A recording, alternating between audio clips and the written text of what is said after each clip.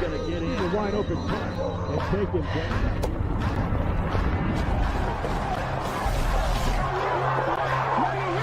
It's time.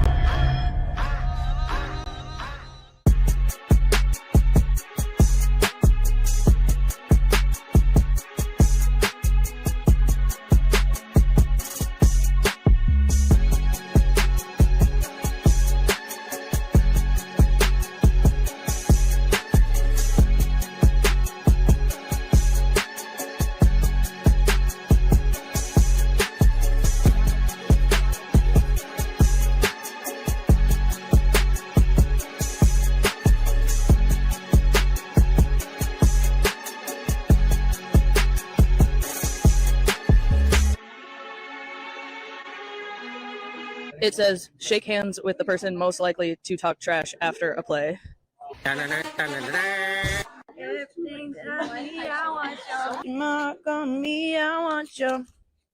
Shake hands with the person most likely to make friends with the other team.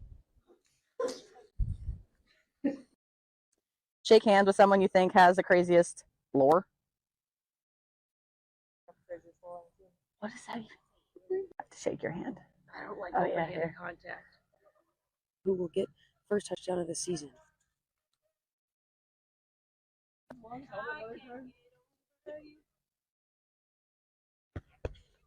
Shake hands with someone who's going to get the first interception of the season. This way. Page County. Shake hands with most likely to forget their pads. Come here. Don't run away from me. Come here, Katie. Katie. Shake my hand. Shake my hand. Shake my hand. Shake my hand. Katie. Here you go. Hands with the person who probably got 2 hours or less of sleep last night. That's literally me. Shake hands with the funniest person on the team. Can't get over you. Point proven. Shake hands with the person most likely to post a thirst trap. Where's Katie? Where's Katie? Katie Hovey! No! Hello, beautiful. Take this. Shake hands with the person with the most teeth. Go shake your hand. I can't get over you. Mommy. Shake hands with someone who is always early.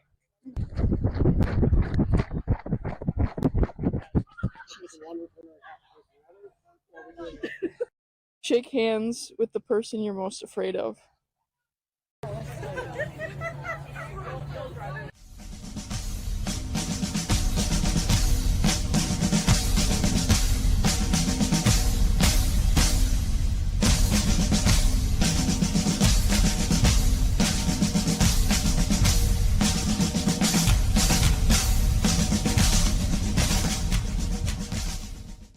All right, throw the flag or you didn't see it.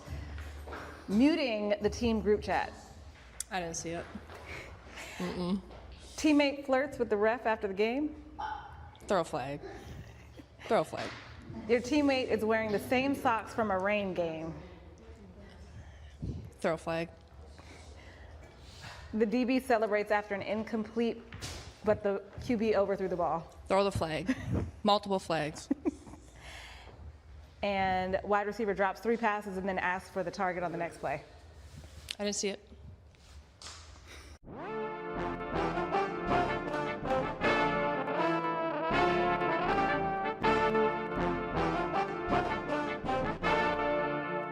Yo, Jay, what you say? Welcome to the Rookie Report. All right, who am I here with? Mary, What year were you born? 2001. Who am I here with? Ellie Biggins, What year were you born? 01. Who am I here with? Megan or Dixon? What year were you born? 1995. Who am I here with? Big Tiff. What year were you born? 1988.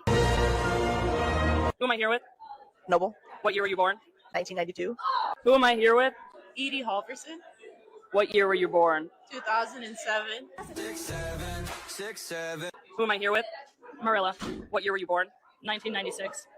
Jess, what year were you born? 1995. Who am I here with? Grant Mania. What year were you? What year were you born? 1986. Who am I here with? Megan. What year were you born? 97. Who am I here with? Tay. What year were you born? 1991. Who am I here with? I'm Sammy Kraus. What year were you born? 2000. Don't look scared. Who am I here with? Kaylee. What year were you born? 1992. Who am I here with? Mac. What year were you born? 1992. Who am I here with? Sierra. What year were you born? 2002. Who am I here with? Mac. Britt. What year were you born? 1990. Who am I here with? Really old. Hi. Who am I here with? Taylor. What year were you born? 2004. You got games on your phone? That's the line. What year were you born? 1995. Yeah, what year were you born? 1994. Who am I here with? Krista. What year were you born? 1984.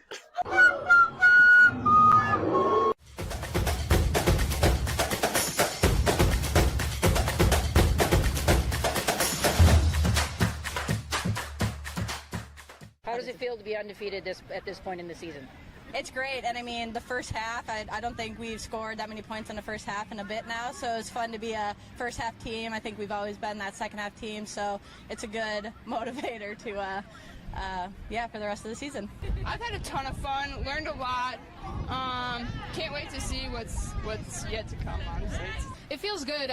We had a really big focus this week on coming in and cleaning things up, especially on the offensive side of the ball, and we did a really good job doing that tonight, and obviously took care of business and put up some points. So really happy with where we're at, and we got a long way to go, but we're excited. Erin Kelly set to take the first snap of tonight's game. And she takes the snap, hands it off to Kuplik on the right-hand side. Kuplik's got a good block. She's only got one player to beat. She's to the 10. She's to the 5. Touchdown, Minnesota Vixen!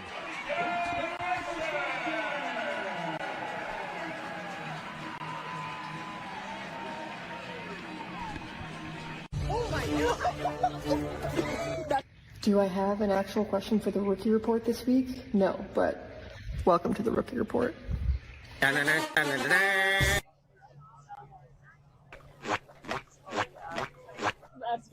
All right, question of the week. Who do you think you could fight if you had to? Everybody. Square up. Yeah. Why is your wrist like that? What is this?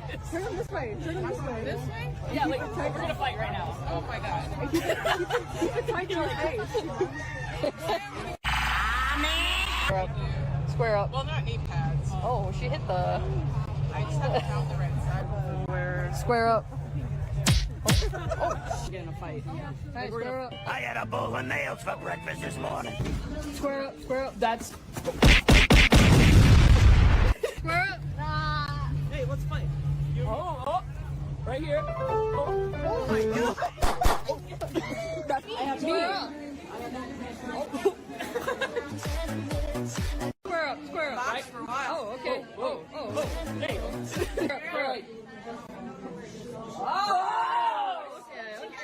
Just gonna scooch in right here if you don't mind. Give me a jab. Give me a jab. Ooh. Alright, square up. Ooh. Alright, square up.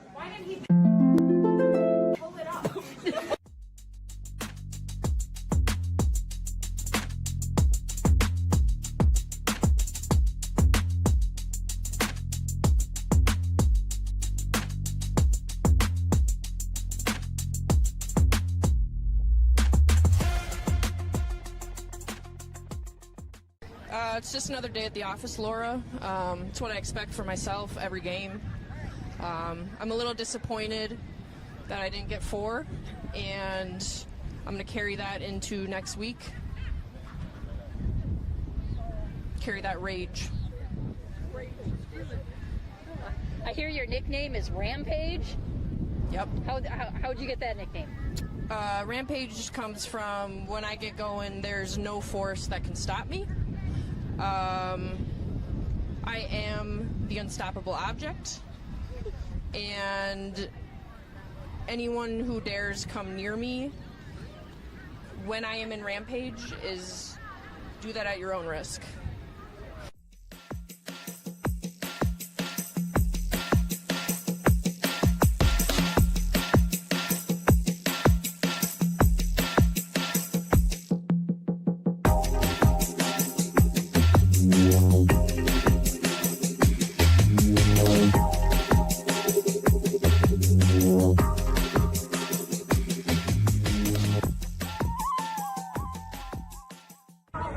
All right, y'all, we just finished our fourth game of the season against the Dallas Mustangs. Such an amazing game, such an amazing team. Our fan base is such an incredible group. So many of you out here. Make sure you make it out for our last home game of the season against the Slam. Keeping that streak going, making our way to 5-0.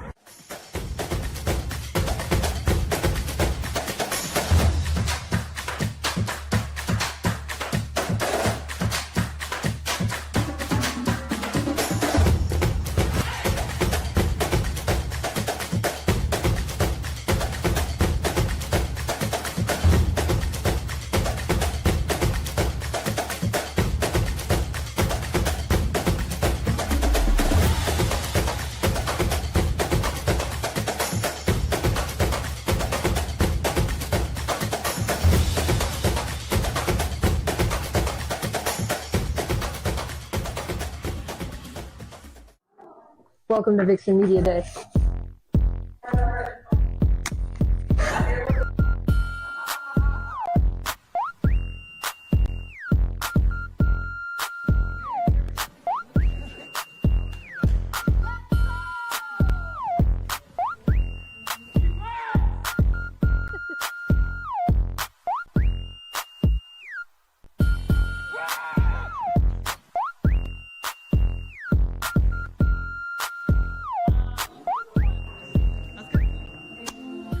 We're passing the mic.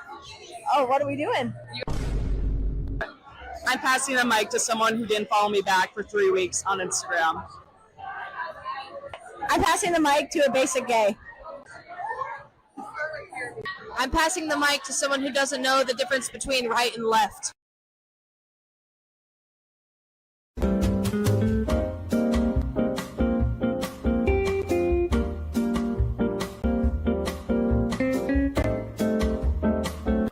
I'm passing the mic to somebody who got their shorts ripped off at practice today.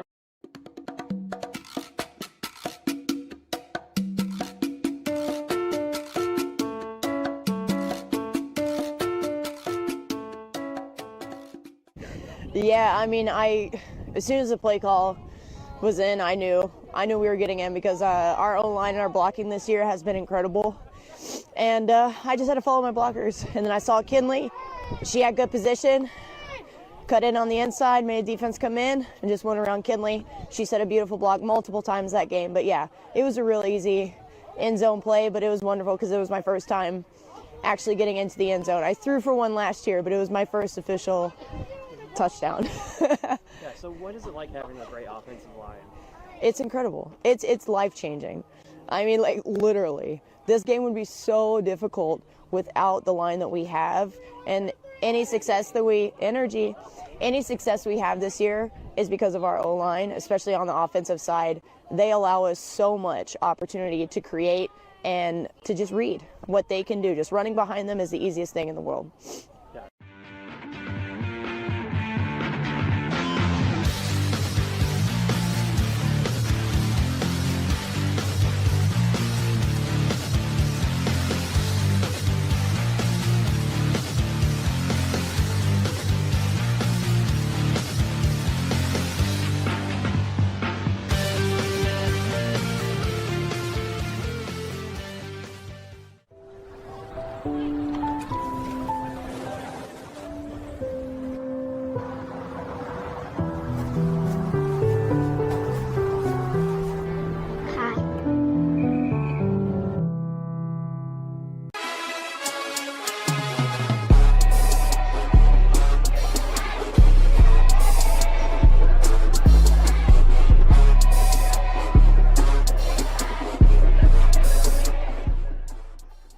This group right here, all around, is football. We're all football players. Y'all are football players, okay? Down. Good. Tatsiano's going to go touchdown. They're back by him. What a Houdini act. Sideline, she works another tackle. They've got one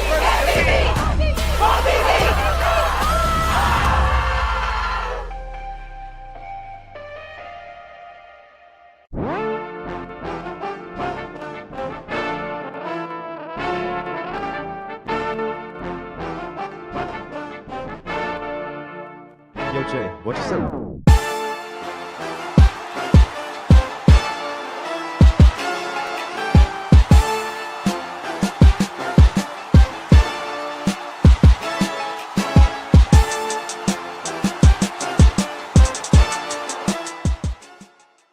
You know the moments, the feeling in your feet, the rhythm of ambition, that extra, that aha, that sight. That's something. The click, the shift, the boom, and you're there.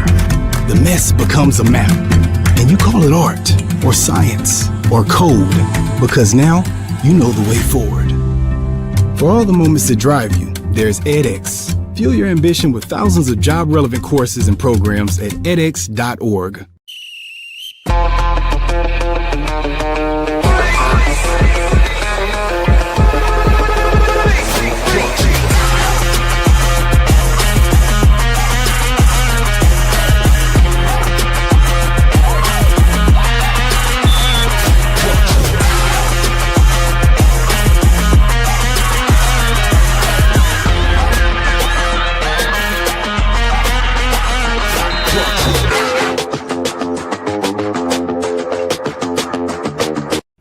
And as we can see,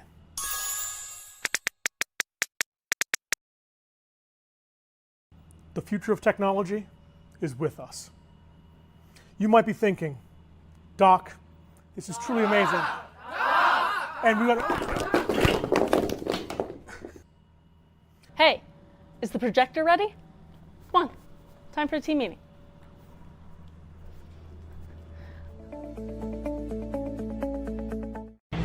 Recovery is everything. That's why these DNA Vibe jazz bands are being gifted to everyone in the WFA. That's right. Thanks to the NFIM and the Shine program, every athlete in the Women's Football Alliance will be gifted the ultimate game changer for their recovery. This patented technology targets recovery at the cellular level so that we can maintain our peak performance.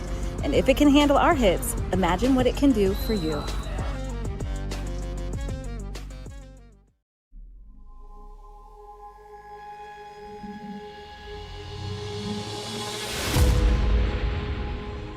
to her left, has time, throws on the run to the end zone. It's caught for a touchdown.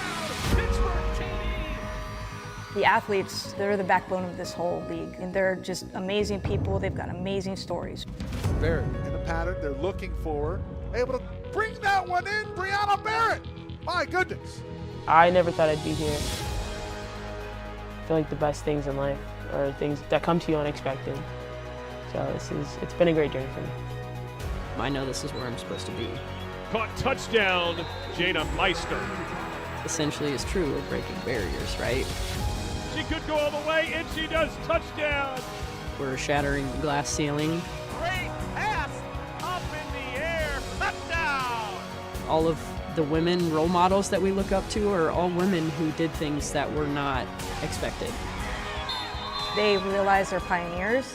They realize that the trail that they leave is going to be a path that a young girl can follow. It gives you hope. They believe in themselves, I believe in them, and Frank will believe in all of us, so it just goes with the territory.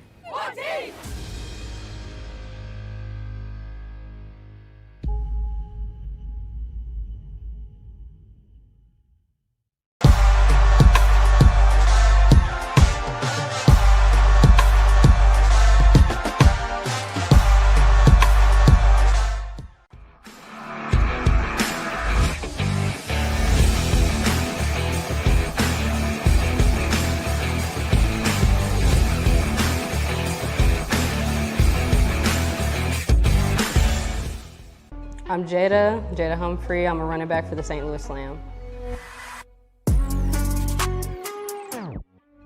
right, can you tell me about last season? The St. Louis Slam has won the championship again. Talk to me about I mean, well, I think it kind of started off when we played Boston and we lost. Ever since then, we really carried that chip on our shoulder, and then, you know, from there we just never looked back. We just made sure that we tweaked the program, got people prepared, because we felt that pain when we lost, and we just wanted to make sure we never felt it again. So, I mean, the practices got harder, days went longer, but we always kept sight of what we wanted to do in the end, and that's just be a championship team. Tell me, like, what are the big characteristics or qualities of a championship team? Definitely, I say being coachable. Probably, you know, we're all women. We got to be there. Not everybody has a good day, but absolutely being there for your sisters, not just on the field, but making sure you're keeping that rapport off the field so they know it's not really transactional. It's an actual relationship, and we want to maintain and let people know that we care about you, not just for you coming to practice, but your well-being outside of that as well. Those two things, for sure, that holds us as the glue. Other than that, it's really just hard work and bragging rights. How do you go every day? Like, how do you keep going, you know, dealing with the loss of your coach, as you mentioned, caring for your mom, dealing with these unseen, sometimes, you know, unseen from the outside world, those hurdles and those obstacles or those challenges that you are enduring, and then still be able to take the field. Like, what does that look like, and how do you Yeah, so on the slam, we have the famous quote and chant, day by day, and I really take that literal. I try not to overwhelm myself with the big picture. I just take it one thing at a time, one moment at a time, cross one thing off the list, and then eventually the list gets shorter, and I just tell myself at the end of the day gotta end. So just make sure you can do what you can in that day. It really helps me kind of focus on what's important right now and what I can kind of put in the back. But yeah, it's really just the day by day that keeps me going. It's always gonna be a lot. Everything's always gonna be tough. That's just life. But you just gotta know yourself, know your strength, and know you're resilient, and execute. Does that help you on the field? Does it hurt you on the field? How does that impact your game? Yeah, on the field, it definitely helps me. I'm a running back, so I run a lot. I get hit a lot. I'm tired. But in my brain, I'm just like, one more snap, one more snap, one more snap, and eventually we're either in the end zone or we're off the field. So I'm gonna get my break somehow. So yeah, I just take it one snap at a time, but I'm making sure that I'm giving my 100% because I know the people I'm around are expecting me to do that, but they're also giving their 110%. Coming to the WFA, I found my team, I found my groove, I found myself as a player here.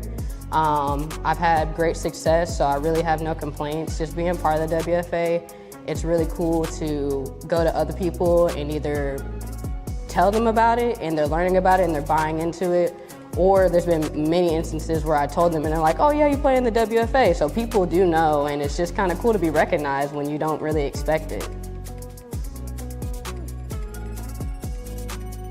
My name is Jackie Radford. I play wide receiver for the Minnesota Vixen.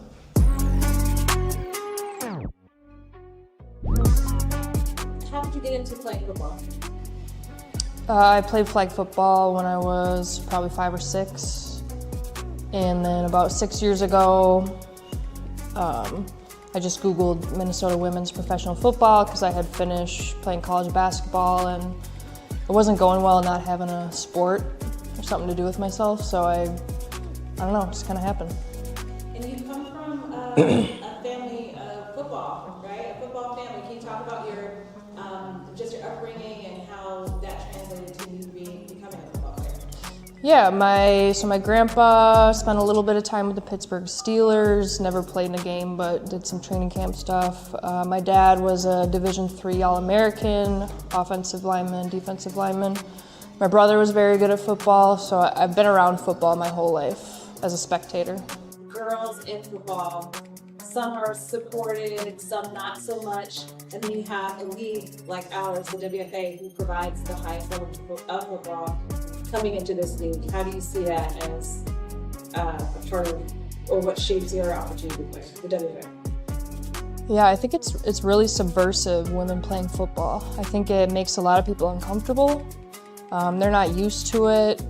women have been welcomed in other sports for a lot longer than football, so it's weird. People joke about it, people don't take you seriously, which is hard, but it's also, it's cool to be part of something that's, I don't know, that makes people, a little uncomfortable, a little taken aback. And so with the Vixen, can you talk to me about the culture of the team and what it means to be present in the community, to be that support system, kind of like your upbringing and your family, bringing that energy of football to the rest of the world? Yeah, the Vixen are, I mean, we're a big team. There's a lot of passionate people. We're super involved in our community with Special Olympics, flag football camps. There's a lot of community aid, which is one of the biggest reasons I love being on the Vixen, is people help each other. It definitely, like, I joined the team to play football. That was it. That was my reason. I didn't really care about anything else. But being on the Vixen is, you can't really be on the Vixen and just be about football. That's not really the culture of the team. So it's definitely stretched that a little bit for me. I've struggled with mental health my whole life, which in sports with mental health struggles can be super helpful, and it can also be really hard to play sports when you're struggling internally. Now, being with the Vixen, being with the most supportive coaching staff I've ever had, with teammates, with owners, with the culture of, you know, humanizing everyone, and you're a person first, and you gotta do what you gotta do to take care of yourself. Sports can be more of a help than a hindrance. LFG 2026. Shout out to James. Yes.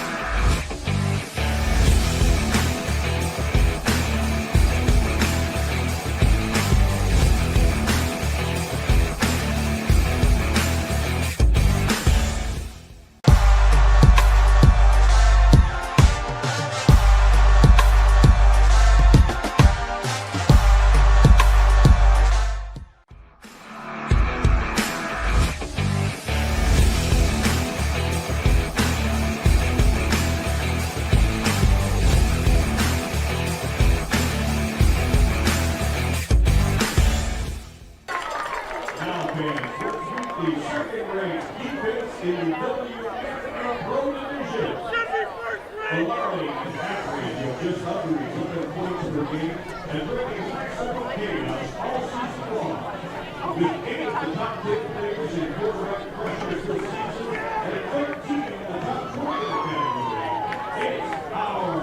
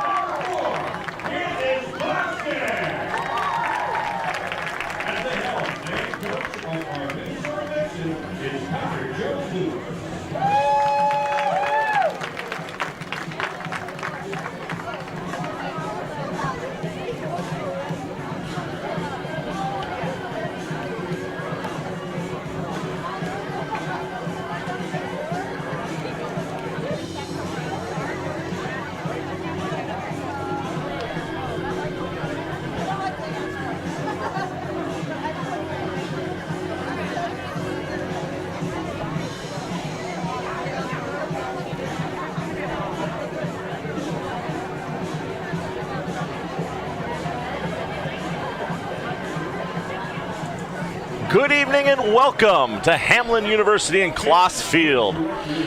With Alex Wested, I'm Brian Sweeney, and we welcome you to the Women's Football Alliance Pro Division Playoffs. This, Alex, is going to be a great game between two storied franchises.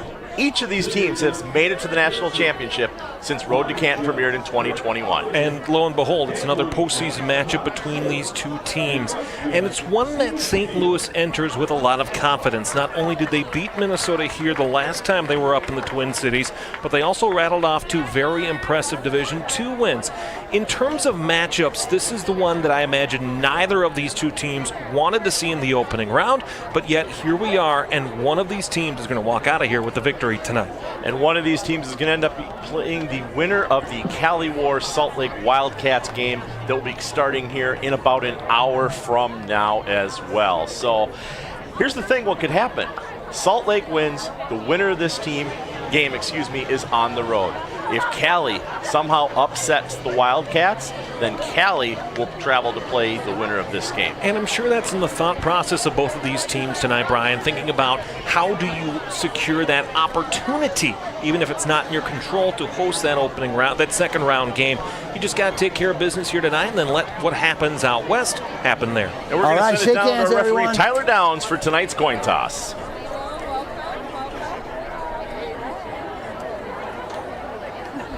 All righty, welcome to the coin toss. Congratulations to all of you on being captains. I'm Tyler, it's Carolyn. Someday when you guys are done playing football, you can be officials like us. And Carolyn, yes. So we'd love to have you. So we're really excited to be here. We know this is a huge game, and we know you two are powerhouse teams. We understand all of that. So we're gonna work hard for you. You guys have any questions during the game, just talk to us, okay? We're here for you, okay? This is why we do this for days like today, right? Yes, sir. You guys have any questions? Okay, all right. This is heads. This is tails. Okay. You're gonna call it. I'm gonna throw it in the air and let it hit the ground. So what do you call? Tails. White calls tails. It is tails. St. Louis, you've won the toss. Okay. St. Louis has won the toss and elected to defer. You're going to receive. Which way do you want to kick? So St. Louis has won the coin toss and elected to defer.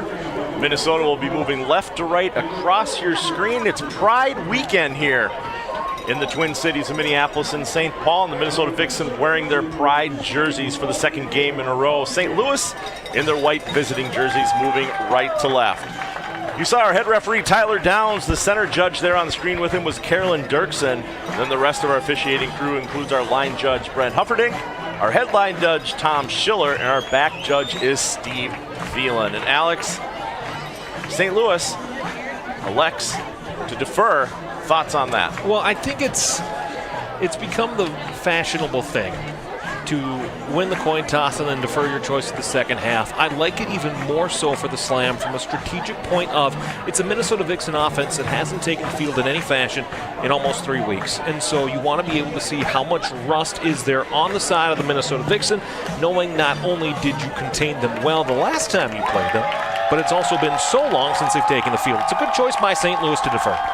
And it's going to be a warm evening tonight as well. It's 79 degrees, a little bit humid outside. Of course, as you know, the turf adds a little bit of temperature to that reading. And as I look out the window, the fans are in attendance tonight as well for this game.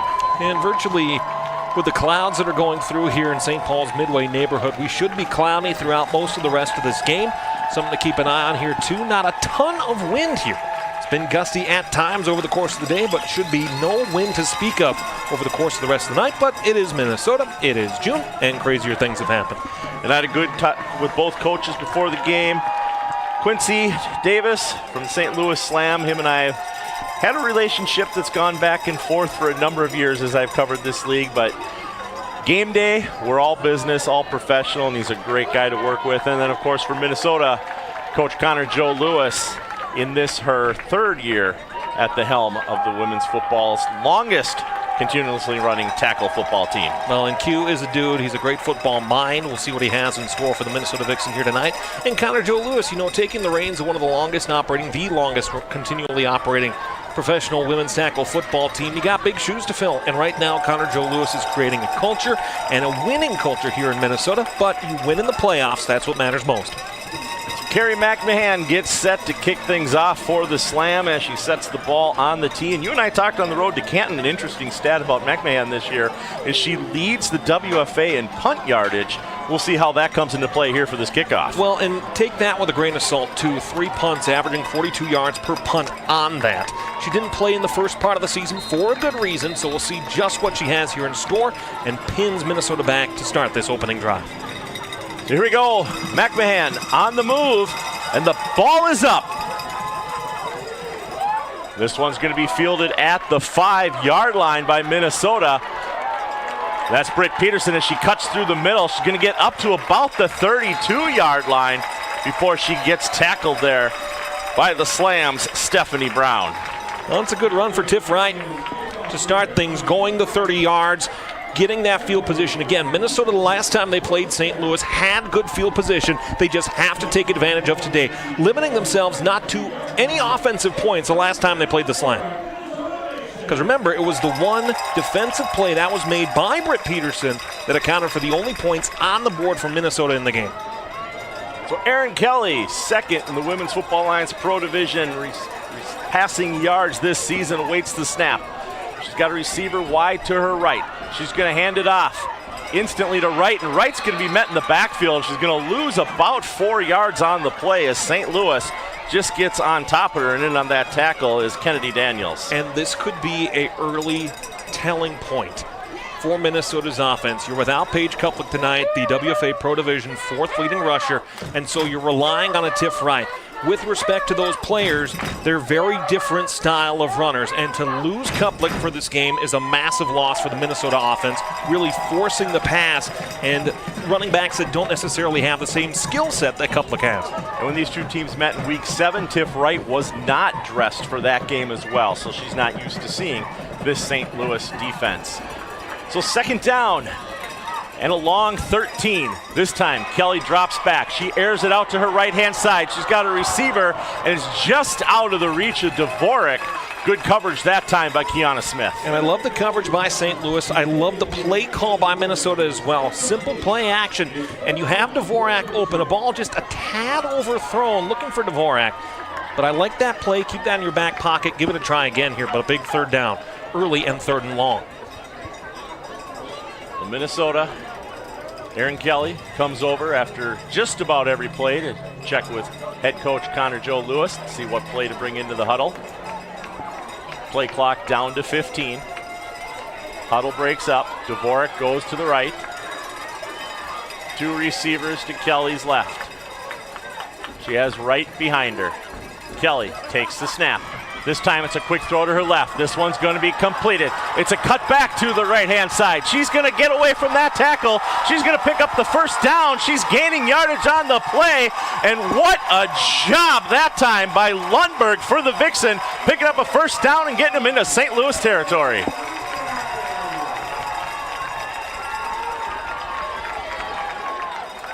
And it's a big play for Minnesota to start this. Another play action that trips out on the far side, and Lundberg turns on the Jets, follows the blocking. Look at that blocking out there. The quads of St. Louis trying to do something to get to Lundberg. She just creates space to the outside. A great run for a first down. So fresh set of downs for Minnesota. 1st and 10 from St. Louis's 39 after Lundberg with the biggest run of the game so far today. This time, Kelly hands it off. And it's going to be straight up the hole, not too far to go. And Fairmolin, the ball carrier, is going to get a generous 3.5, maybe 4 yards on that pickup. And Vermeulen has missed some time over the course of this season. Hasn't been 100% the entirety of it for Minnesota. But again, if you're missing Kuplik, you can throw in a Vermeulen who had a really nice season last year for the Vixen just to get the offensive game going. So 2nd down for Minnesota. And one thing we've learned about these teams is it's not going to matter when you have the ball. It's going to matter who ends with the ball. Kelly changes the play. And we're going to get our first flag of the game, and this one looks like it's going to be a false start on Minnesota. Offense. False start. Offense, number 81. 5-yard penalty, 2nd down. So Radford with the false start is going to push Minnesota back.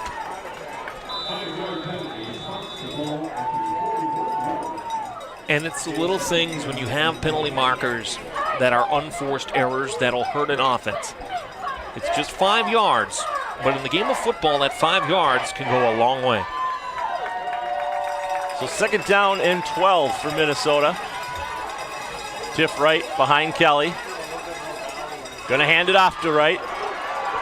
No, a little trick, razzle-dazzle play. She's gonna get another first down. That's Radford. She's gonna cut to her right and pushed out of bounds at the 4-yard line. First down. 2 big plays, both of which are tricks. You have the trips on the far side on the first big play that was executed by Lundberg. Here against Radford, just that nice little end around. And how about that? All of St. Louis pulled to the left side of the field, giving Radford space on the near side. Another great play design. So 1st and goal. This time, Kelly's going to throw it. And it's into the end zone. Touchdown, Minnesota Vixen. Halverson in for 6.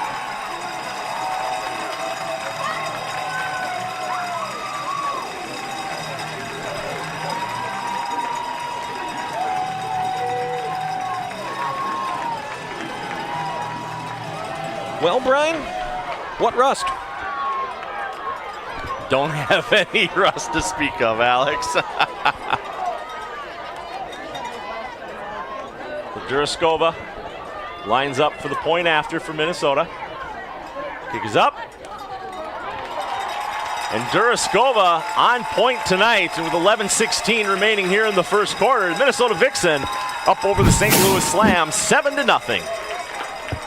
Well, it's a good start for Minnesota. Where Aaron Kelly, if she's throwing the ball, and that's not her strongest thrown ball, but Edie Halverson's right there, almost acting as defense against Kaylee Knightsling, who's in the spot for perhaps an interception. Well done by Halverson, a great addition to this team, putting the Minnesota Vixen on the board with the following drive summary. 6 plays, and a total of 67 yards for 3 minutes and 45 seconds off the clock, and the Minnesota Vixen take a 7-0 lead. Great job by Minnesota.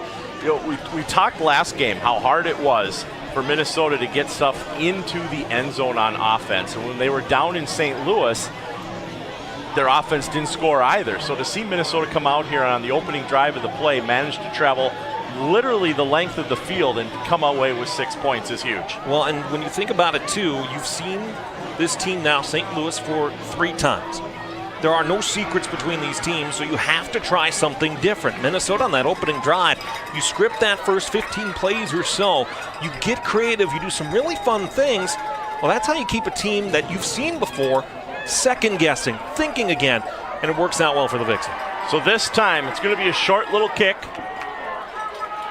and she's going to be pushed backwards as Chandler Hurd.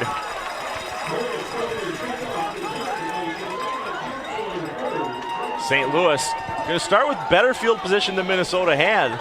They're going to be first and 10 from about their own 43-yard line.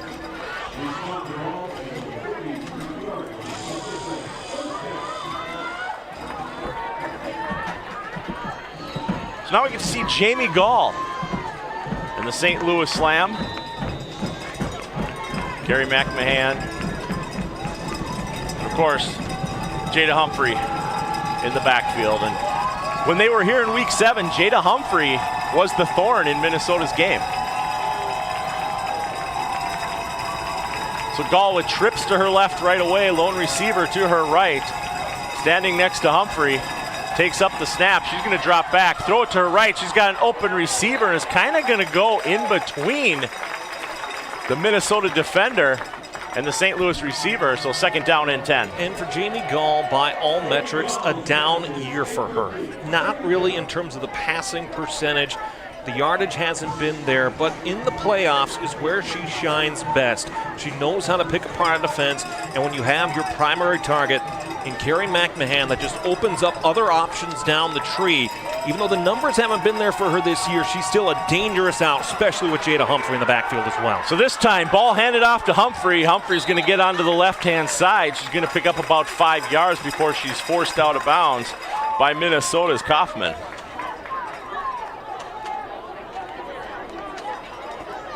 And it looks like didn't quite get back to that line of scrimmage, so it's going to be a loss of about a yard on the play. So it's going to bring down third down and 7 for St. Louis. And right now they need to pull off one of those big plays like Minnesota had on their drive. So Gall waits for the snap. She's got McMahon to her left. Humphrey switching sides next to her. Takes the snap. She's going to air it for Humphrey. Humphrey's going to reach for it. McMahon reaching for it. Just out of her reach. Good coverage that time by Ashley Whalen for Minnesota. And it starts in the play with Minnesota showing blitz all on that front 8, almost like you're faking that you're sending the house. It forces an early throw by Jamie Gall, but it's a good route. It's a ball that's well aimed for McMahon, but just as Erin Kelly had a miss on the first drive, Gall has one here, maybe one that McMahon wants back, but still a lot of time left. Well, McMahon, of course, after not pulling in that reception, is on the field to punt for St. Louis. We talked on Road to Canton, averaging 42 yards per punt this season, leading the Women's Football Alliance Pro Division in net punt yardage. So this one's not going to be close to that many yards. This one goes almost straight up in the air, but it does take a good St. Louis bounce. And it's going to be settled down at about the 26-yard line. Minnesota to take over there. And it's early in the game.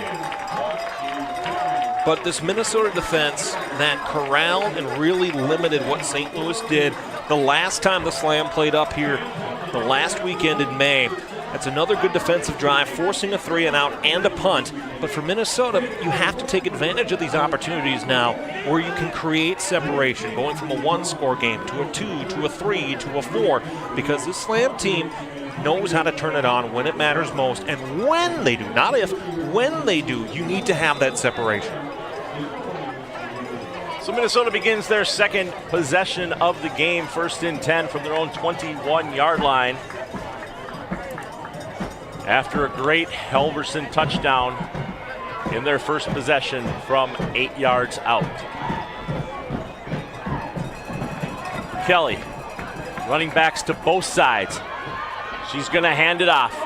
And Tiff Wright's going to run into a bunch of people. There is going to be I don't know if it's a flag or if it's somebody's handkerchief, but it does look like it's to be a flag on the field. No, Tiff Wright uses a yellow hand towel, I believe. I don't believe that's a penalty marker. It's not shaped like it, or maybe it is. I don't know. Either way, no penalty marker here. It looks like it's Tiff Wright's towel, which I guess seems odd that you'd let a player use a yellow towel, but what do I know? I'm just on the microphone.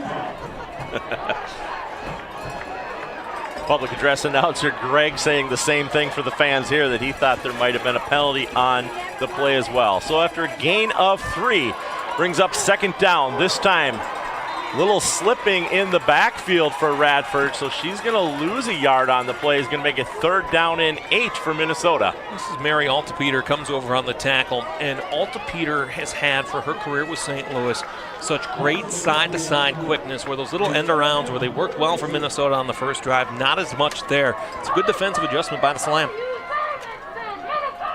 Minnesota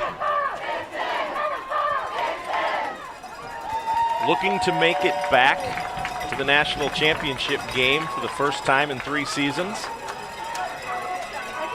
after having been there both in 2021 and 2022.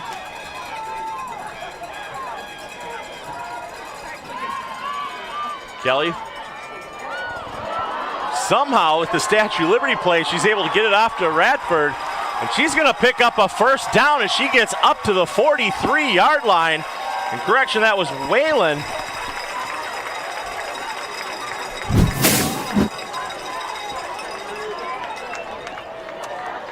Well, first down, Minnesota. And it's exactly that. Erin Kelly recognizes the pocket collapses. She's got Vermeulen there in the backfield and just hands it off. Statue of Liberty. Gorgeous play. And 3 now, Brian. 3 big plays for Minnesota's offense that have been of the trick variety. Something that we're not used to seeing from Coach Lewis. So fresh set of downs, 1st and 10 from the 43-yard line. Tiff Wright in her yellow tall. Get the ball handed off to him from Kelly.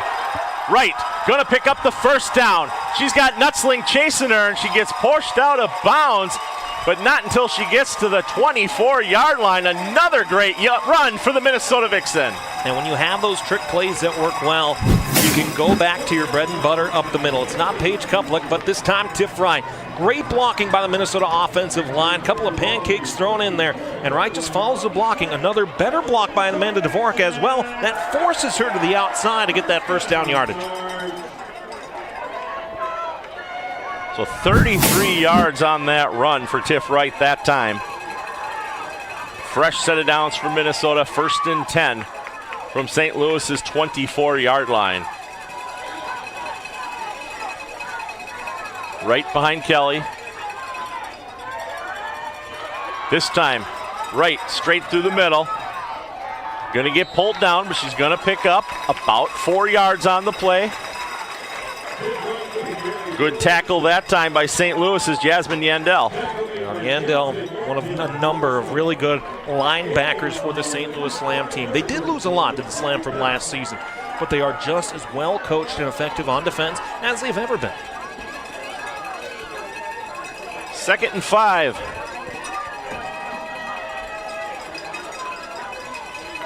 For the Minnesota Vixen. And Alex, so far we're seeing something we're not used to Minnesota doing against St. Louis, and that's moving the ball downfield at will. Well, I mean, especially when you look at the games that they played this season, there were long drives in that opener down in the Gateway City, but this is something else altogether.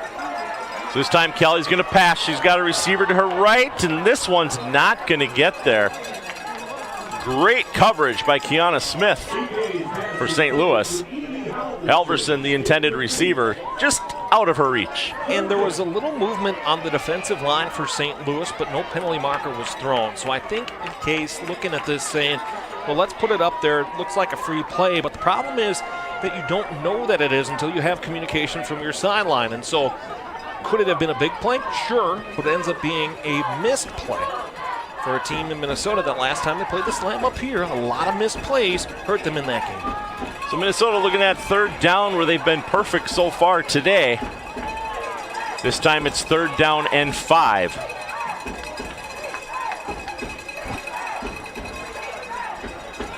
Kelly, another trick play. This time it's going to go around to the right-hand side. Radford's going to pick up the first down as she is tackled this time by St. Louis's Kelsey Becker, but another first down for Minnesota. And a high tackle for the efforts as well. Minnesota now 3 for 3 on third down opportunities, and it's the exact same play that Radford ran so well in the first half, or in the first drive that Minnesota had. You follow the blocking out to the right side, and then everybody for St. Louis shifts to the left. And you can just see over the end, maybe a little bit of a shove there as well by a Minnesota player.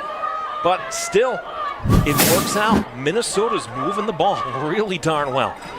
You know, and you and I, we watch a lot of game film covering the entire league for the Road to Canton show, and these are plays that we're not used to seeing Minnesota perform, which is probably why St. Louis is not able to defend these. We have a flag on the play right away. And see what Tyler Downs has to say. Start 81. Ball start. Offense. All 11 players never got so set. Radford with her second false start of the game. Down. You know, Minnesota coming into this game second in penalties, averaging 4.8 per game for 240 yards. So again, that's going to push them back 5 yards. Going to make it first and goal from the 12. And tough to say, I guess a matter of perspective. In a goal-to-go situation, it gives you just that little bit more space, and so it's a double-edged sword. Yes, it's a penalty that pushes you back 5 yards, but at the same time, it gives your offense more room to work, and it gives the defense on the other side more room to have to cover. So first and goal, this one's going to be through the middle, going to be a yard short. Tiff Wright pulled that one down. Tried to reach in, but she is going to be a yard short. Can make it second and goal from the 1 for the Vixen. The other part of this drive, Brian, the first drive, almost 4 minutes. This drive now nearing on 6 minutes of game time. And so for a Minnesota team that didn't run the clock, didn't play well, game management-wise against St. Louis the last time, this is a lot better. A lot of talk after that last game, especially as the game was winding down there in the fourth quarter about Minnesota. Should they have used a timeout there? They didn't use a timeout there. Ultimately, I think they watched the film, make the proper adjustments, and here they're driving towards the end of the first quarter. We're going to have another flag. Oh, nope. Looks like a timeout's going to be taken by Minnesota. Timeout. The play clock was down to about 3 Minnesota, seconds. they're first. 30 seconds. And you don't want to use a timeout there. You really don't. Because that, just like the 2 false start infractions against Jackie Radford, having to take a timeout in the first quarter, in a 1-score game, knowing, again, I just waxed poetic about how much the game management has been better in this game. And you don't want to have to look back in this half and say, well, it would have been really nice to have had that timeout. So while the timeout's being discussed, we can look at the other games going on in the Pro Division. Mile High currently trailing the Pittsburgh Passion 6-44. Tampa Bay losing currently to the DC Divas 7-26. And of course the Salt Lake and Cali game here will be starting in just over a half an hour, and looking like there's going to be another National Conference Championship between Pittsburgh and DC, Alex. Well, and 2 really good games last year. 2 really good games so far this year. Looks like we're heading for a third. And if there's been 2 teams that kind of led the way out in the National, it's been Pittsburgh and DC. And now we get to see, does Pittsburgh, and we'll talk about this on the Road to Canton, do they finally have enough to get over that hump? Or is DC just going to be able to do enough to win as they did earlier on the season in the road in Pittsburgh? Well, especially that game last year, that conference championship game, Pittsburgh lost by 1 point. So they have that proverbial bone to pick, monkey on their back that they're looking to get off this year. But back at Kloss Field, Minnesota, Erin Kelly's going to call her own number. She's going to push through looking to see where they're going to call her, and they're going to say she got back to the line of scrimmage but wasn't able to get into the end zone. It's going to bring up 3rd and goal. And this is now that Minnesota has forced St. Louis into what's virtually a goal line simulation. The Slam adjust well. They crowd the box, expecting the run, and they make it really tough for any runner to run up the middle. And this is where you miss a Paige Kuplik significantly, knowing how well the bowling ball can do in these goal-to-go situations. Yeah, Paige Kuplik on the sideline wearing a boot, as you were able to point out pregame. Hopefully a temporary thing. So this time, Kelly to her right, and she's going to step in. Touchdown, Minnesota Vixen.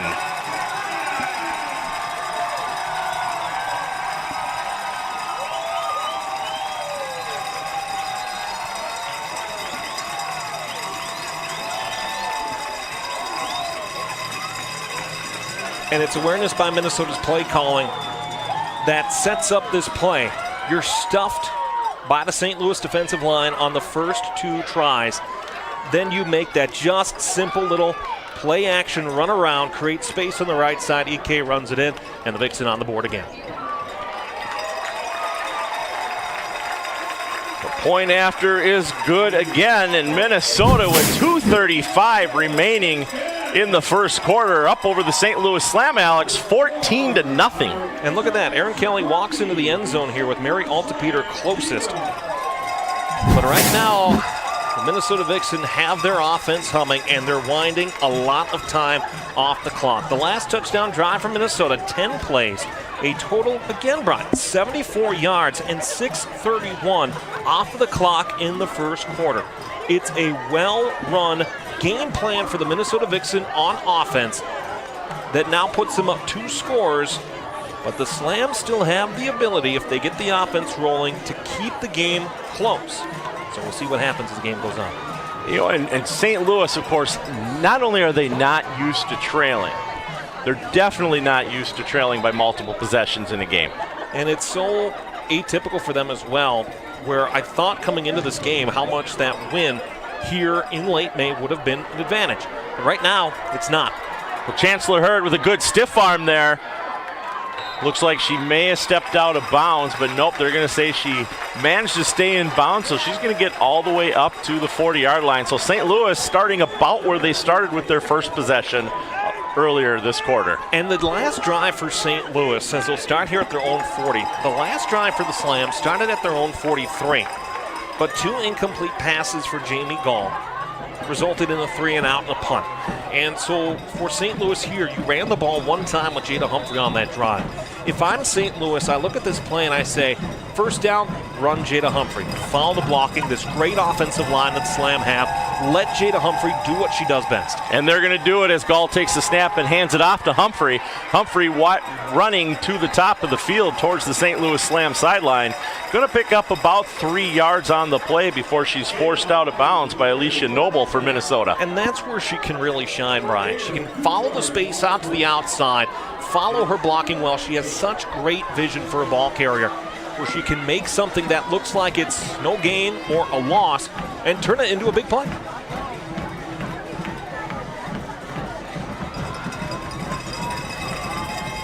Well, 2nd down and 8. Humphrey to Gall's right, 2 receivers to her left, 2 to her left, right. Going to be a flag on this one. This time it's going to be a false start on St. Louis. And I think part of that credit can go to the Minnesota Offense. fans. Well, number 16, it's a postseason crowd. 5-yard penalty, 2nd down. At its most basic, you have the rally towels, you have the cowbells. And this, again, you've won here before, but playoff atmospheres at Kloss Field, with the way that this roof is structured, this is a very difficult place to play. This is my 12th season with the Minnesota Vixen, and I'm going to go on record here that this would be my favorite stadium that they've called home.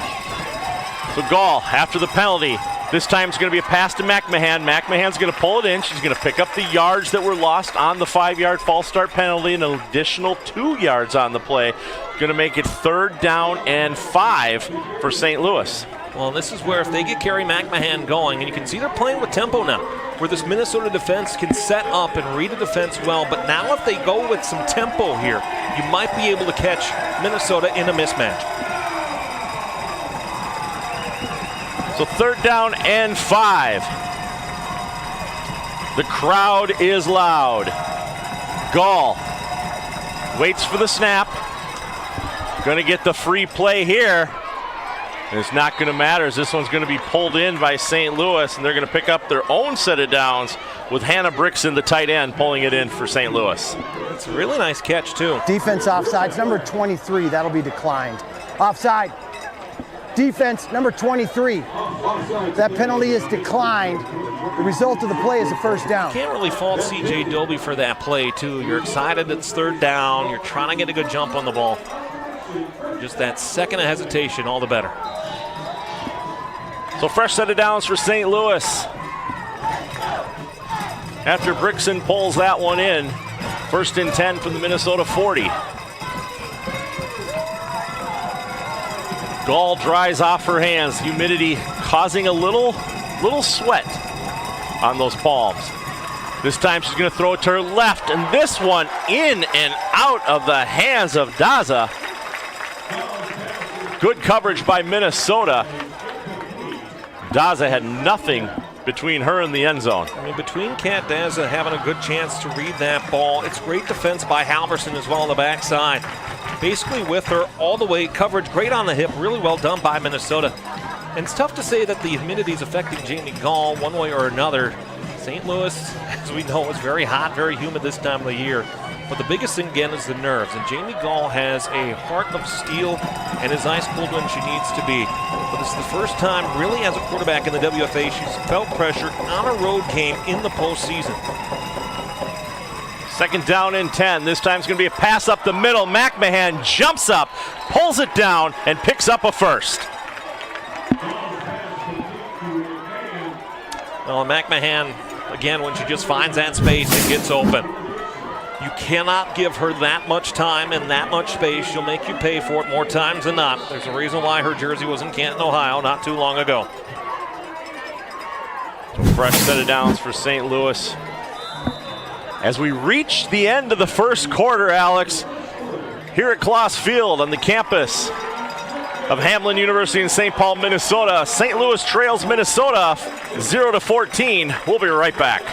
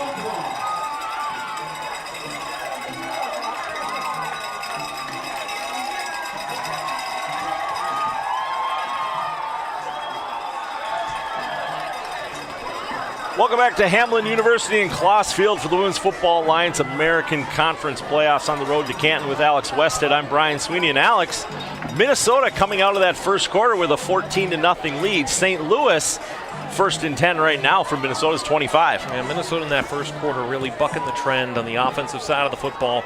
Seeing some trick plays out of the Vixen that we haven't seen as long as you and I have been covering this team. St. Louis starting to adjust, and here, as mentioned, St. Louis will get hot. It's just a question of how many scores ahead are you once they do. So 1st and 10. Gall going to throw it to her left. She's got an open receiver. Pass is going to be caught. Lilly, the receiver, going to get about 3 yards before stepping out of bounds. And correction, that was not Lilly, that was Brown. Hovey on the coverage for Minnesota. So Minnesota using one timeout there in that first quarter, Alex, and I don't think it's going to hurt them so much this half. Second half might have been another story. So second down and 5. Humphrey stands to the right of Gall. Trip receivers to her right. And she's going to look to her right. She's going to air it off to McMahon. McMahon's going to pull it in. Going to pick up a few yards on the play, but it is going to be enough for a first down. So it is going to be 1st and 10 from about the 11. So good news for St. Louis here is if they don't punch it in the end zone, they still have an opportunity to pick up another first down. Well, and you get the feeling for St. Louis, like this drive in the second quarter, just to get some momentum on your side. This feels like a 4-down drive for the Slam, where you're starting to get the offense going. You're starting to feed Carrie McMahon a little bit. Jada Humphrey's starting to have more of an impact, and it feels like 4-down territory here. So 1st and 10, ball handed to Humphrey. Humphrey running to the top of the screen, being chased. She's going to get away from a tackle. Then she's going to have a couple other Minnesota players jump on her, but she is going to pick up a couple yards on the play. Great coverage by Kaylee Damison, pulling down Humphrey. No gain as she gets back to the original line of scrimmage. Well, an astute awareness by Damison as well. The first tackle attempt on Humphrey is high, and it's with one arm. You're not going to tackle Jada Humphrey by that. And so to have somebody in that secondary level that comes over and makes the extra tackle, great defensive adjustment by Minnesota, moving over and getting that second chance, because you do not have many against Jada Humphrey. Play clock ticking down.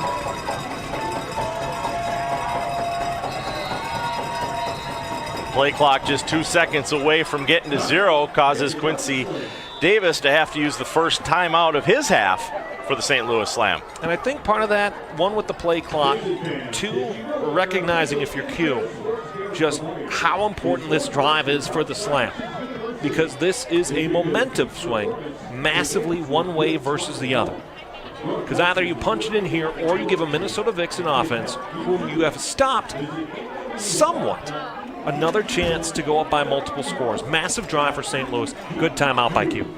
And our first final score of the day is the Pittsburgh Passion defeat the Mile High Blaze 44-6. So Pittsburgh moving on to another conference championship game here in 2 weeks. And not a surprise by anybody, right? I mean, Mile High with a win over Nevada, just as they did last year, going across country, going to take on the Pittsburgh Passion. It was a tough ask for them to be able to do so. Give them credit for scoring a touchdown. Really nice touchdown scored by Mile High in that scoring drive that they had, but it would have been a lot for them to beat the Passion.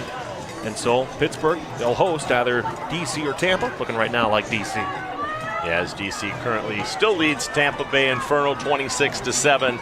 That game is winding down as well. Our game, though, still here in the first half with 12:54 remaining in the second quarter. St. Louis, 2nd and 11 from the 12-yard line. Gall going to throw it to her right. She's got a receiver open, and stepping into the end zone for the Slam is Ariana Cook.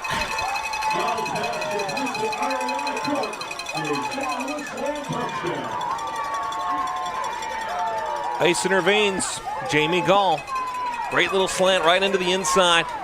Well executed play by St. Louis. Slam were able to attack the Minnesota defense in a short yardage situation. That's a good defensive stand attempt by Minnesota, but a better offensive play by the Slam.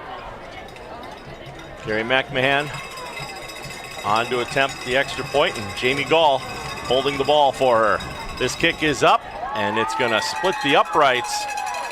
So 12:48 remaining here in the first half. St. Louis pulls within a possession, trails Minnesota 14-7. And your St. Louis Slam scoring drive summary: 9 total plays, 60 yards, 4:40 off the clock, resulting in the touchdown for Ariana Cook. And the St. Louis Slam bullets within a score and score 14-7. And for the receiving wise, Ariana Cook, that's her second receiving touchdown on the season.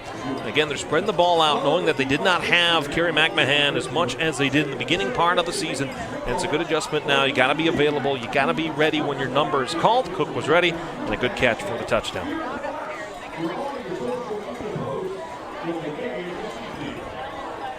So for the second time this game, with the first time being the opening kickoff, Carrie McMahon gets set to kick it off to the Minnesota special teams. As Tiff Wright is on the top of the screen, waiting to run this one back. Dvorak on the near side.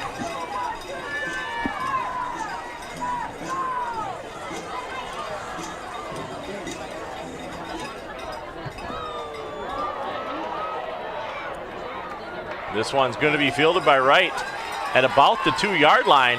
And she's going to cut to her right, and she's got some room to move. She's got a nobody in front of her, but she steps out of bounds. Steps out of bounds at the 37, 38-yard line, and kind of a mental error there by Wright, because the only person she had left in front of her was the kicker, McMahon. Well, and is it a question of a miscue, or is it a question of bite your nose to save your face? And that's a question here where you don't want to take an extra lick. And between Wright and Peterson, both have played together with Nebraska. When Peterson gets an outside edge on the kick return, she just does so well, and it's good officiating as well, recognizing that Peterson had touched the white line on the far side. Well done by this crew.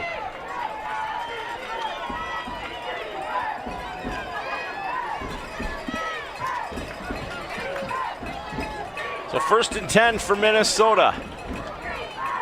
Kelly going to hand it off, and lunging forward and tripping is Fairholden. Looks like she got tripped up a little bit in the backfield, but she was able to leap forward for about a yard. So 2nd down and 9. And St. Louis keeping the hands low as the ball carriers running through the gaps, trying to get any sort of an ability to try to trip up the ball carrier, and St. Louis is ready. Again, it's a really tough defensive line for the Slam to try to run against, because not only do they really seal gaps well, they do a good job of maintaining that if they get past you, that you're not going so far. 2nd down and 9.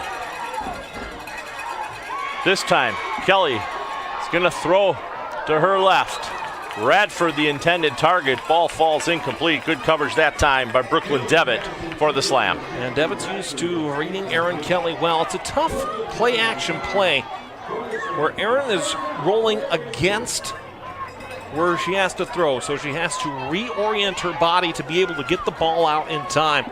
It's a tough play on that offside bootleg, but St. Louis had it defended, and now another 3rd down and 9 where we've seen trick plays by Minnesota in the first handful of possessions. And both Halverson and Wright run onto the field to join that huddle. So would not be surprised, Alex, if we see 4 for 4 on the trick play 3rd down. So 3rd and 9 for Minnesota. Radford far to the left. This one's going to go straight up the middle, not far to go, only going to pick up about a yard on the play. Minnesota looking at its first 4th down of the game.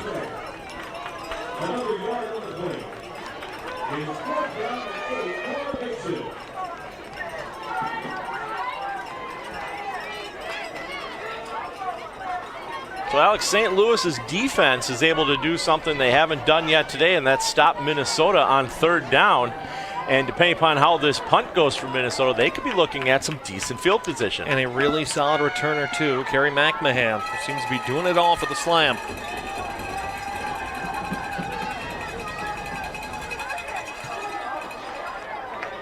So a nice punt, but it's going to go out of bounds at the 30-yard line. So St. Louis with their, it's kind of laughable, their worst starting field position of the day so far, but it's really not going to matter because you have Gall, you have McMahon, and you have Humphreys on your offense. So anything's possible for St. Louis right now. Well, as they have it, 1st and 10 from their own 30-yard line, 10:55 to go in this quarter. Still, the whole playbook is open for St. Louis, and this is where that last drive for the Slam is so important, because momentum swings back and forth over the course of a football game, and either you have it or you're trying to get it, and St. Louis seems to have it right now. Good punt, though, by Megan Dixon. She was a college goalkeeper where she played soccer, and so when you have that leg that a keeper in soccer requires, you can punt the ball pretty darn well. So Gall, she's going to throw it to her right. McMahon's going to come up and pull it down. She's going to pick up about 5 yards before the play's whistled dead with forward progress. Plenty of Minnesota players on her, including Candace Bostic.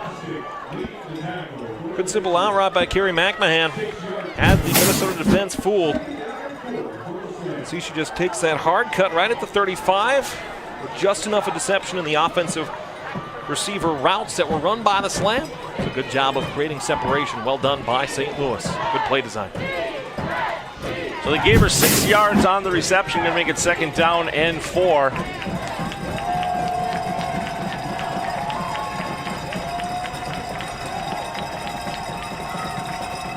Gall takes the snap. This time it's to the left. This one's going to be short. Intended receiver is Daza.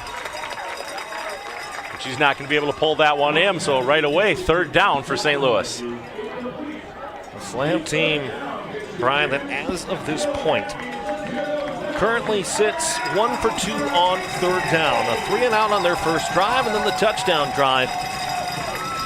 Momentum swings on this 3rd down and 4.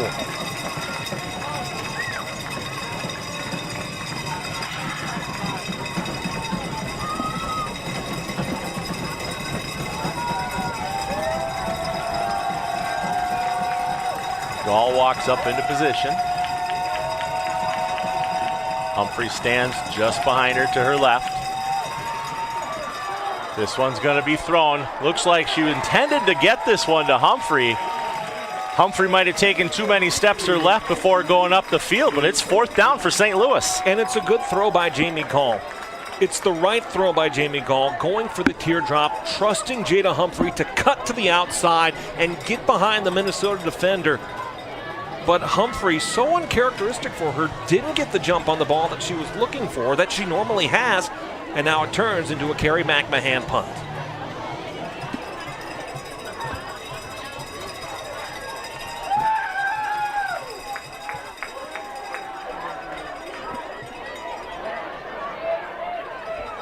This one started with a Minnesota bounce, but ended up with a St. Louis bounce. So Minnesota, with 9:49 remaining here in the first half, is going to be looking at a 1st and 10 from their own 39-yard line. And Alex, Minnesota for the first time wasn't able to convert it on 3rd down, but they did what they needed to do, and that was hold St. Louis to a 3 and out. And realistically speaking, Brian, look at the games that Minnesota has played against St. Louis this season.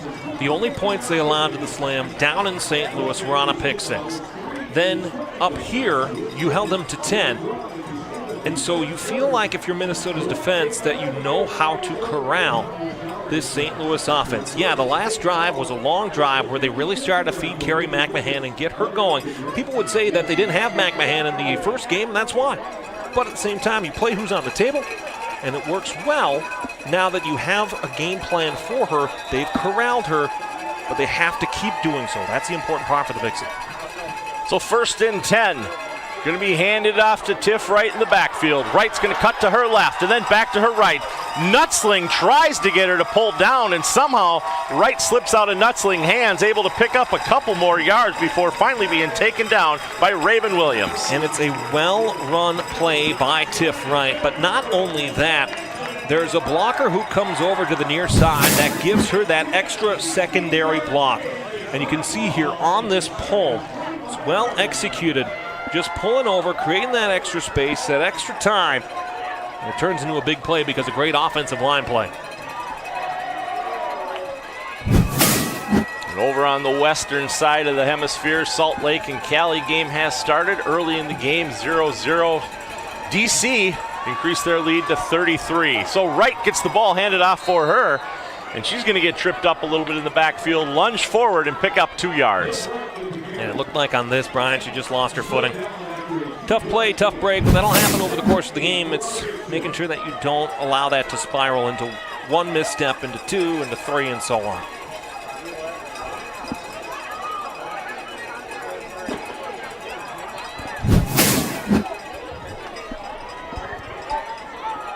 Tiff Wright, an employee of the General Motors Company, in case you didn't know that, Alex. Well, now I do. We run into each other on the professional side of away from football. One of the things I used to do when I was doing all my pregame research is I go and look at players' LinkedIns. I looked at coaches' LinkedIns too. I've stopped doing that. That's a little much, I would say. I actually ran into her at the office, so to speak. So Kelly airing it out to her right-hand side, and this one nutsling the closest person from St. Louis, and Dvorak, the intended receiver for Minnesota. Ball falls incomplete, brings up 3rd down. She throws such a nice deep ball. When that ball really catches flight and she throws it perfectly, it's so majestic to look at. Even if it falls incomplete there, we are seeing 2 of the best quarterbacks in all of tackle football here on the field today. And you and I talked on Road to Canton that of all the quarterbacks that Minnesota has had, Erin Kelly has been the most consistent year in and year out for them. Between yardage and touchdowns, yes, absolutely. The most consistent. And she gets better year after year. Are the interceptions a concern? Certainly. But when you're doing as many touchdowns and as many yards as you can, you'll take the interceptions. So 3rd down, Kelly fakes it, she hands it off, and this time it's going to be Radford running on her left-hand side. No, it's not Radford. Oh, what a stiff arm. Huge block there by St. Louis's Brooklyn Devitt, but not before Minnesota picks up a great 1st down. That's Fairmullen, the ball carrier. And another trick play for Minnesota. Erin Kelly, this time the offensive line holds up well, and EK just puts it right in Vermeulen's face. Look at the space she has.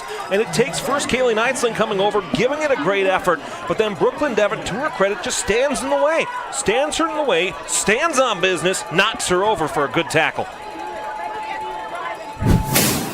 So Minnesota with their 3 for 4 on 3rd down trick plays today. Picks up a 1st down, 1st and 10 from St. Louis's 13-yard line. This time, Wright goes straight up the middle. Gonna pick up about 2 yards on the play before Kennedy Daniels tackles her.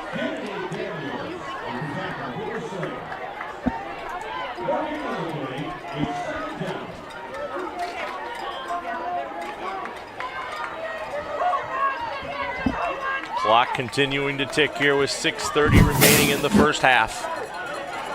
Winner of this game to face the winner of the Cali-Salt Lake game. Where that game is to be played, of course, will depend on the outcome of both American Conference games this evening.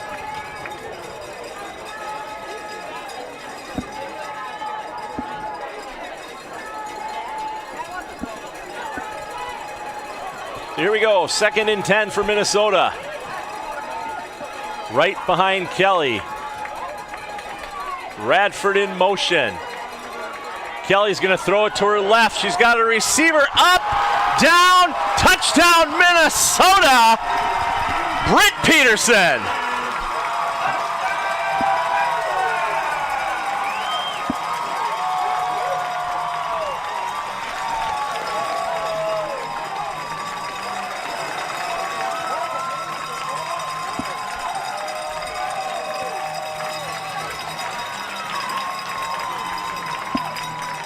That's why you get a Britt Peterson. Right there. The hands, the focus, the commitment. That's why you go get a receiver like that. And after stepping out of bounds earlier, she knew right where the side of that end zone was. And Duraskova's kick is good, and Minnesota back in front by 2 possessions now, leading St. Louis 21-7 with 5:52. And the scoring drive summary, 6 plays, 61 yards, 3:51 off the clock. Capitalized on by this Britt Peterson receiving touchdown. It's just that little option where she stops and then goes back to the football. There is the bobble there, but she does a great job to focus on it. Kiana Smith, great coverage for St. Louis. with a good thrown ball in the perfect spot where only Peterson had a shot at it, and Minnesota taking that 2-score lead back 21-7. And if you look back to week 1 of the season, it was at the end of the game where Peterson was coming off the sideline there, and there was a hit almost as hard by the St. Louis team. And that is carried over now to this game as well. There's some good rivalry in between these two teams. We've seen it as long as we've been. We've seen it here in Minnesota. We've also seen it when we've traveled down to do games down in St. Louis. The toughest part about a rivalry is you have to have both teams winning. And the team split this year. They also split in 2022. One of these teams is going to take the season series. It's a long way to go in this rivalry. So Chancellor Hurd kind of bobbles the kickoff, but she's able to pick that one up and get up to about the 30-yard line. They're going to mark her officially at the 29. So great job there when things could have turned worse for St. Louis, being able to recover and give themselves some decent starting position, 1st and 10.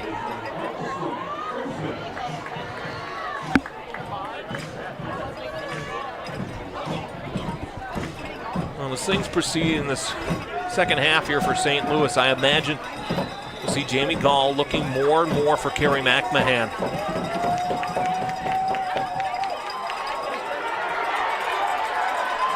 Great job that time. Nowhere to go for Humphreys, and that's something we normally don't see, is Humphrey being stopped in the backfield by Minnesota. And Paige Conde sniffs this out so well. You can see how frustrated Jada Humphrey is, because this is a play that she can take and turn into touchdowns, but nobody touches Paige Conde all the way to the ball carrier.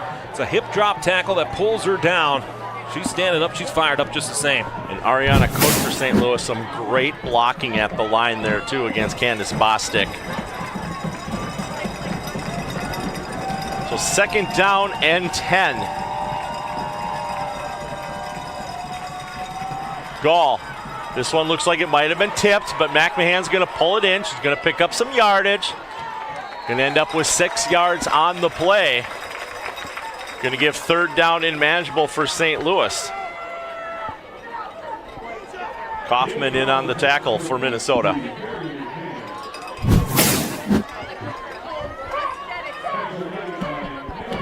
Well, and so we'll see what Minnesota has do up defensively.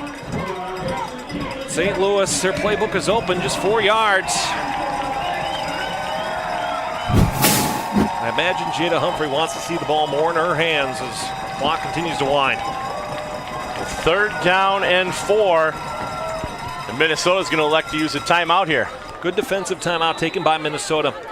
Again, both of these coaching staffs have recognized how significant plays are and plays in specific spots are. And so they take the time to make sure that the plays are done right, that the offensive structure is there, the defensive structure is there, and this is a chess match now. You trust your players to execute the plays as they happen, but now it's also the mental game between these two coaching staffs of being able to try to game plan against one another. Again, there's no secrets here between these two teams. They played each other 3 times a season for what feels like forever, so you know what's coming. But now, how do you continue to reinvent the wheel while still keeping an opposing defense guessing? And 33-7 looks like the final for the DC Divas Tampa Bay game. So we'll have the 3rd matchup of the season in the National Conference, as well as DC and Pittsburgh look to punch their ticket to Canton, Ohio at the end of July. And Amanda Congialdi continues to throw the football well. And that's, again, Pittsburgh has home field advantage in the Steel City. But it's another fun matchup between those two powerhouse teams. It'll be fun to watch in a couple of weeks. So back to the game at hand. 4:14 remaining in the first half. 3rd down and 4 for St. Louis Slam. And Jamie Gall waits the snap. She's got time to throw it. It's going to throw up the middle. McMahon's going to pull it in. She's going to pick up the 1st down. Find some room on her left-hand side. Going to get a block. Escapes 1 tackle. She's still fighting, but she did step out of bounds, but picks up a great 1st down for St. Louis. Keeps possession going in their favor. And it's patience by Jamie Gall that extends this play. Where Minnesota, they're showing that blitz. You can see how they show blitz and then back off once the ball is snapped, dropping back into his zone coverage.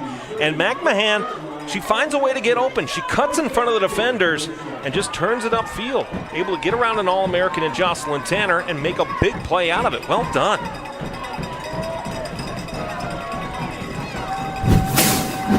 So 1st and 10 for St. Louis. Clock ticking on the first half. Women's Football Alliance Pro Division playoff action in the American Conference. Winner goes to the American Conference Championship game. Gall drops back, throws it to her right, way up high in the air. McMahon reaches out, and this one's going to fall incomplete. Good coverage by the Minnesota secondary. It's still another chance where Carrie McMahon is able to have a chance to catch a ball for a big play.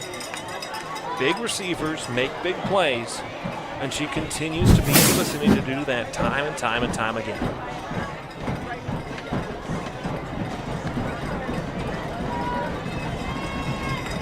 Second down and 10.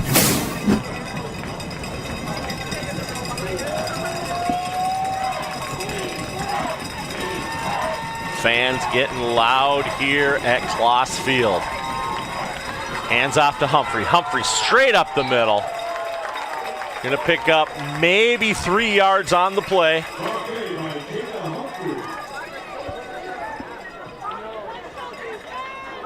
Gonna bring up 3rd down and long for St. Louis, Alex. And this is where composure for the slam has to be key.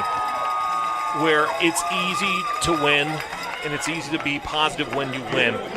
But when you're behind, and you're not used to being behind, you need to show composure and not let your head be the reason why you lose. 3rd down and a long 7. Gall out of the pocket, being flushed, looking to throw the ball, going to lob it up in the air. McMahon's going to pull it down, but she's not going to have enough for the first down. Going to be about a yard short. Going to bring up 4th down and 1 for St. Louis. And you can see Jamie Gall signaling McMahon to go over into the space that was on the near sideline. But yet further on, Stephanie Brown is open. Brown has separation. She gets past the last defender, and Gall chooses to go for her safety valve here in McMahon. A safe bet, sure, but maybe not the splash play that could have been there for the slam. And that's going to take us down to our 2-minute timeout. So with 2 minutes remaining in the first half, Minnesota up over St. Louis 21-7. We'll be right back.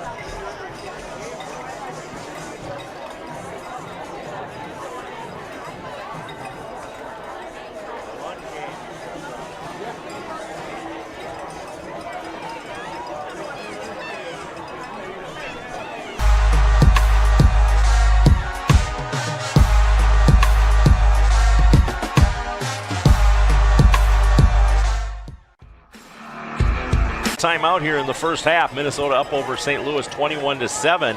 Minnesota putting up the points on offense today. And with 21 points on the board, considering you scored 24 against the same team in the season opener, it's a good spot for Minnesota to be, but it's not enough. 4th and 2 defensive stop needed here. You're in field goal range maybe for Neitzling, but I think you have to keep the offense on the field. So this one's going to be handed off to Humphrey. She's got nowhere to go, and she's going to lose yardage. Minnesota takes over on downs.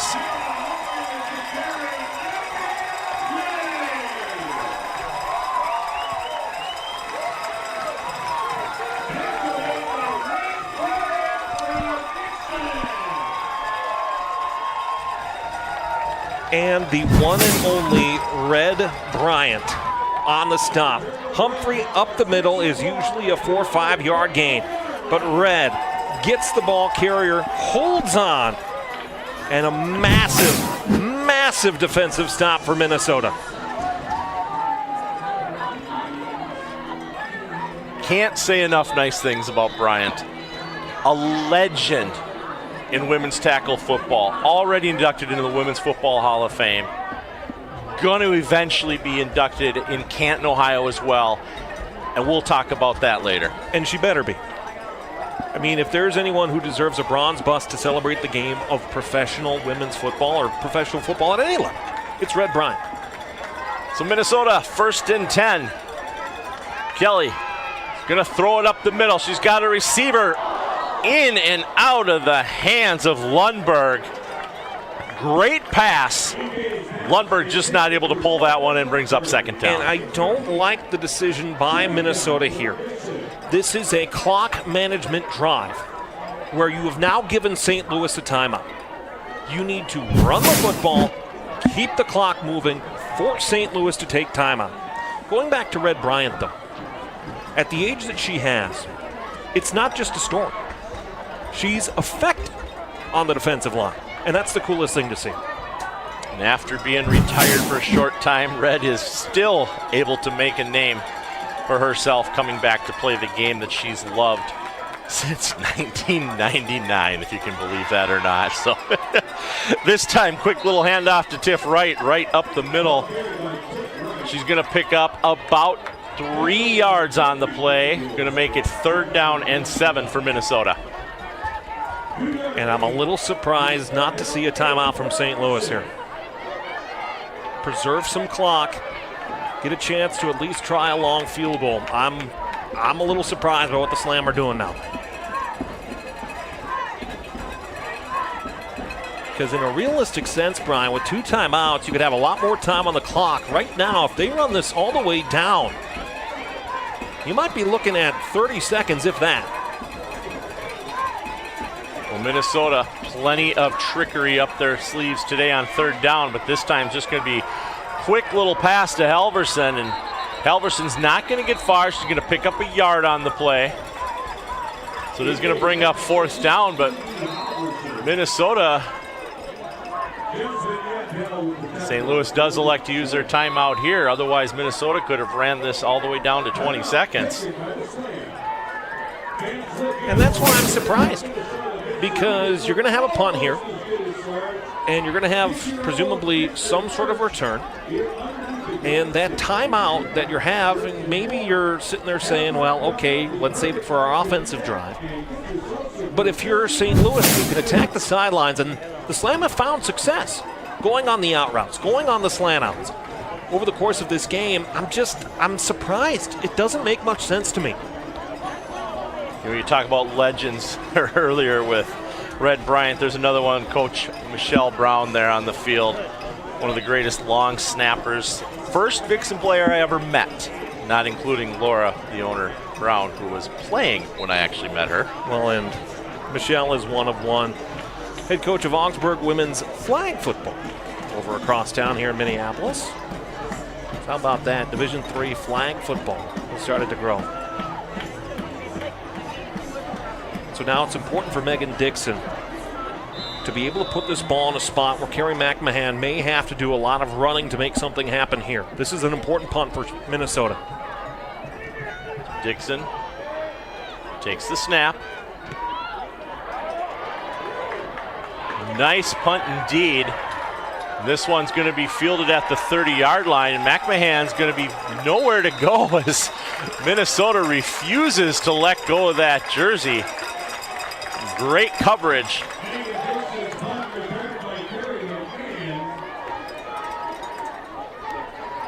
Gorgeous. A gorgeous punt by Megan Dixon.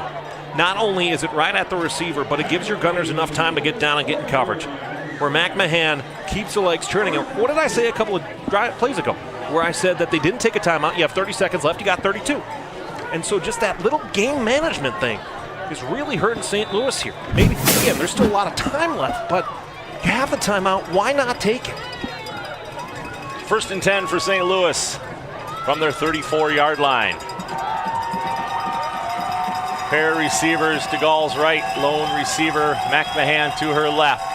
She's going to hand it off to Humphrey. Humphrey straight through the middle. She's going to pick up about 3 yards on the play before she's taken down by Flugel for Minnesota. And what's more curious, too, knowing the importance, and they're not, are they taking a timeout here or what are they doing? It doesn't look like they're taking a timeout here. You had a chance for a double dip.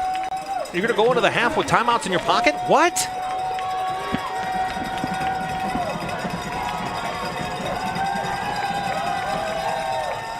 And Minnesota elects to use a timeout with 2 seconds remaining. Alex, thoughts on why? I don't know. Unless you're seeing some sort of a mismatch that you don't like, and I mean really not liking. With St. Louis not taking a timeout, I mean, it's the last play of the half, barring a defensive penalty. And so, again, my question is just like I asked St. Louis, why? Minnesota, why?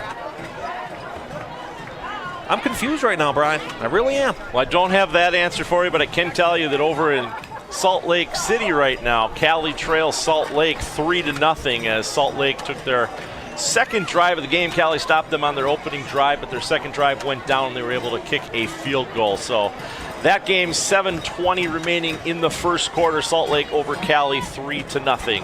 Here with 2 seconds remaining in St. Paul, Minnesota, the Minnesota Vixen are up over the St. Louis Slam 21-7 on what should be the final play here of the first half. And important for Minnesota to recognize, yeah, you're up by 2 scores, but there's still another half of football to play. This game is far from over. So Gall takes the knee. So Alex, we end the first half of this game 21-7, Minnesota up over St. Louis. We'll have the exciting conclusion after this.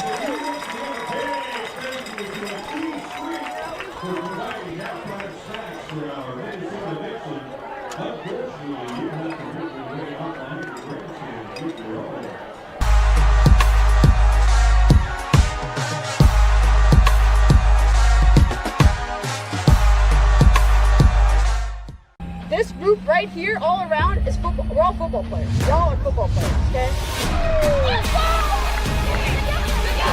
Down. Tatiana's going to go straight ahead. Receiver caught, touchdown. They're back by him. What a catch. Houdini acts for a sideline. She works another tackle. Ben's got one for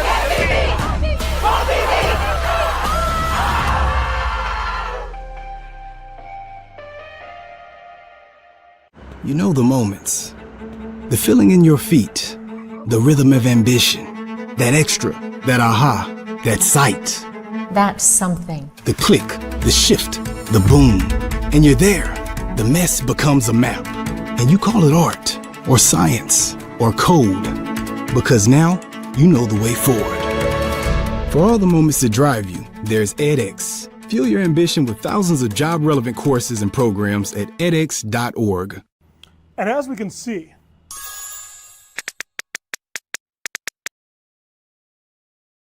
the future of technology is with us. You might be thinking, Doc, this is truly amazing. And we got. Hey, is the projector ready? Come on, time for a team meeting.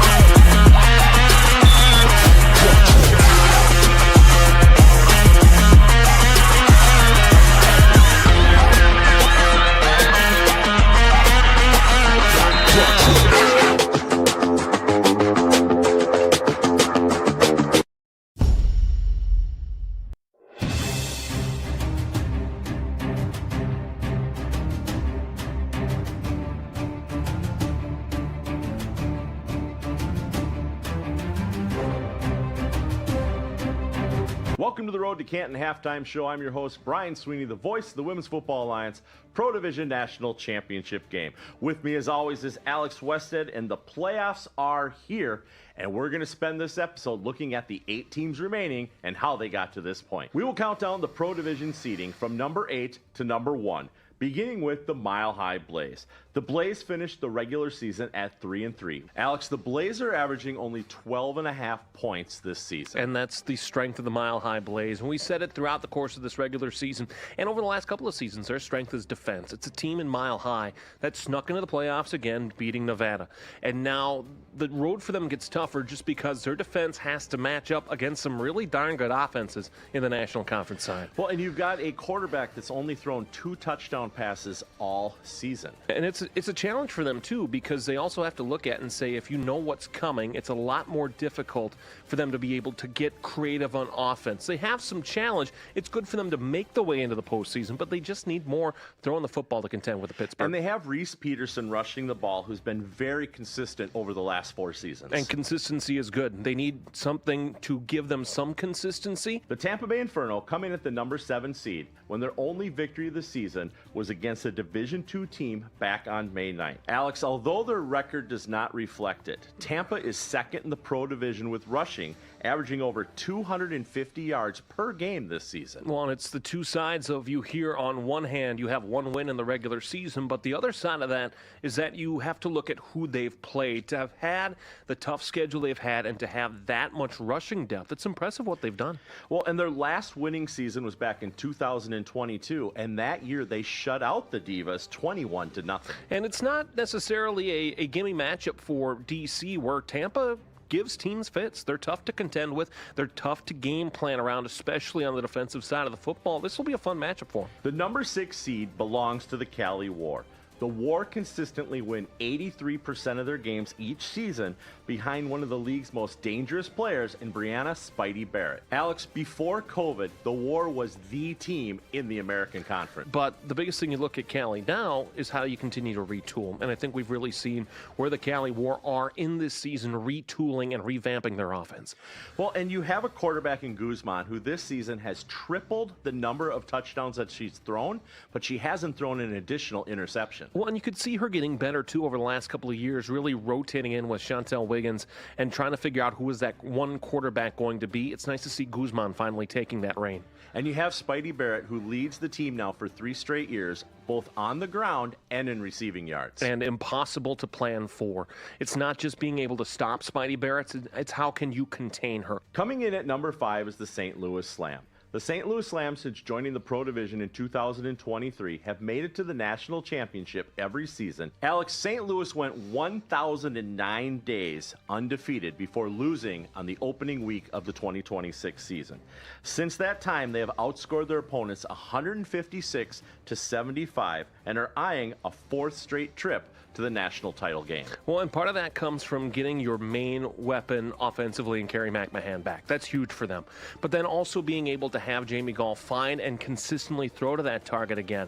When you have Division II opponents, yes, you can run the score up on them, but now they're finally getting their offense rolling. The defense already was, now the offense is sticking in too. Well, and let's not forget, Carrie McMahon, besides being a great receiver, she leads the Pro Division in punt yardage, averaging 42 yards per kick. And for a team that doesn't punt much either, that's really impressive to see. And Jamie Gall still getting it done, even though she has some of her lowest numbers in the last 3 seasons. And continues to be really one of the focal points of that offense for them. The Minnesota Vixen come in the number 4 spot. They ended the regular season with the 2nd highest points per game average behind the number 2 ranked quarterback in the Pro Division in Erin Kelly. Erin Kelly, in her 5th season, is the most consistent quarterback that Minnesota has had. The Vixen have finished in the top 3 in the Massey ratings for 4 of the last 5 seasons and are looking to get back to a national championship. And it would be a very tough road for them to get there, but I think they're at the point now where the core of that team is so battle-tested that they like themselves in any matchup that they might have in this postseason run. Jackie Radford, another great receiver in the Minnesota offense, 342 yards this season, 6 touchdowns, but she's also averaging 12.3 yards per carry when they hand the ball to her. And it's so good to see them use not just the trips and the quads that they have from side to side from time to time, but they also know how to use those motions and those deception plays that, for a team that doesn't see them frequently, might be tough for them to handle. The number 3 spot belongs to the DC Divas. Amanda Congialdi is averaging more than 100 yards per game than the second-rated quarterback, with over 600 more yards this season in the air. Alex, last season the Divas lost in the national championship, their first appearance since 2016. Now, and remember, they had a lead in that game. They had a lead in that game before the 2-minute weather delay that really ruined the funk that they were in and that St. Louis was in on their own right. It feels though this time around, DC is in a better spot.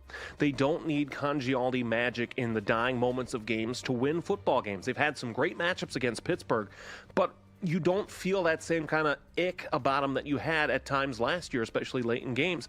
This is going to be a good spot for them, especially in the opening round, to see what they can do.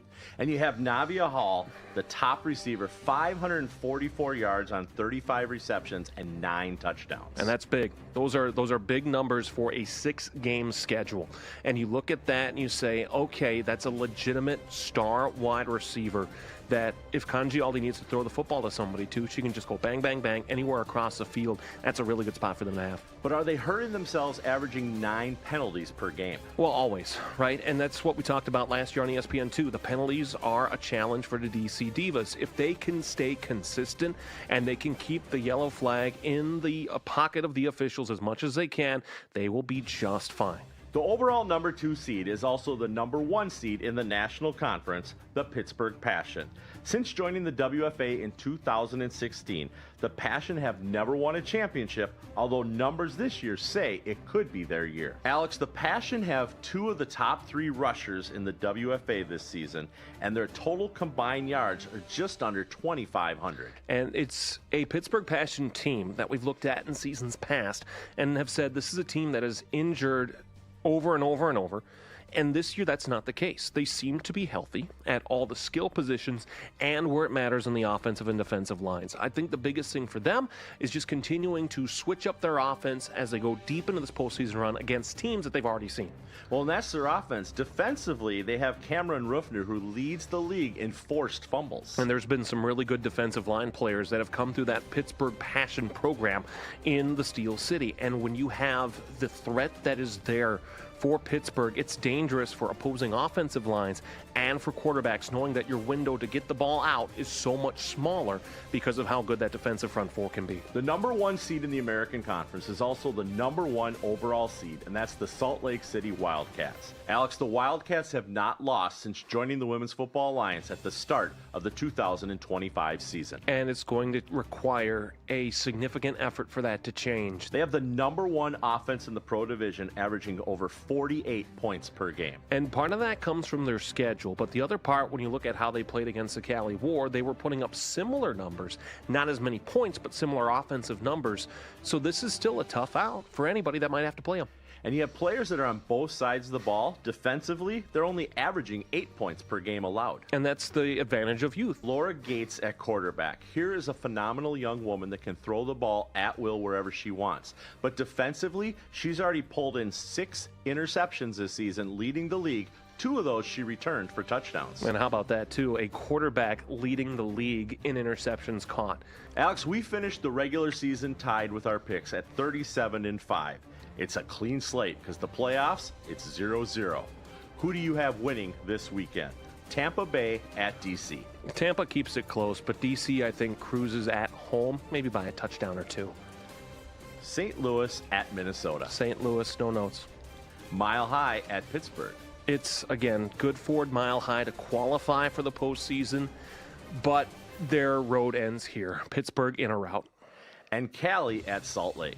It's tough to beat a team 3 times in any given season, but there's just too much youth and there's too much stamina in the corner for Salt Lake. Wildcats here. Don't forget, tickets to the National Championship game in Canton, Ohio, July 24th through 26th are still on sale. Get yours and say hi to Alex and I when you see us walking around on the concourse. Enjoy the rest of tonight's game, and we'll see you next time for the conference championships on the road to Canton.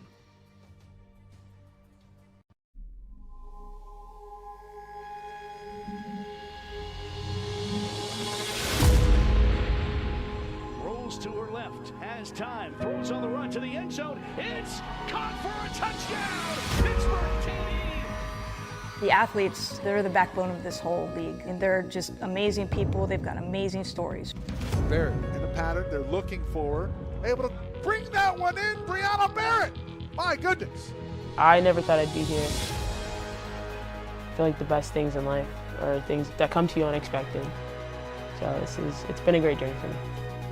I know this is where I'm supposed to be. Caught touchdown, Jada Meister. Essentially is true of breaking barriers, right? She could go all the way, and she does. Touchdown. We're shattering the glass ceiling. Great pass up in the air. Touchdown. All of the women role models that we look up to are all women who did things that were not expected. They realize they're pioneers. They realize that the trail that they leave is going to be a path that a young girl can follow. It gives you hope. They believe in themselves, I believe in them, and Frank will believe in all of us, so it just goes with the territory. One team!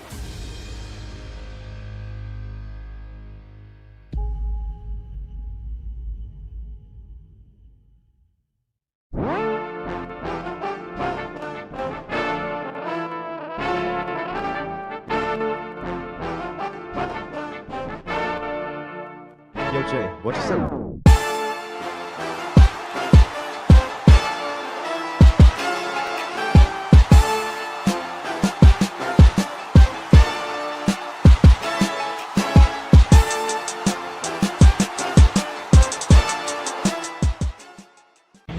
Recovery is everything. That's why Bee's DNA Vibe jazz bands are being gifted to everyone in the WFA. That's right. Thanks to the NFIM and the Shine program, every athlete in the Women's Football Alliance will be gifted the ultimate game changer for their recovery. This patented technology targets recovery at the cellular level so that we can maintain our peak performance. And if it can handle our hits, imagine what it can do for you.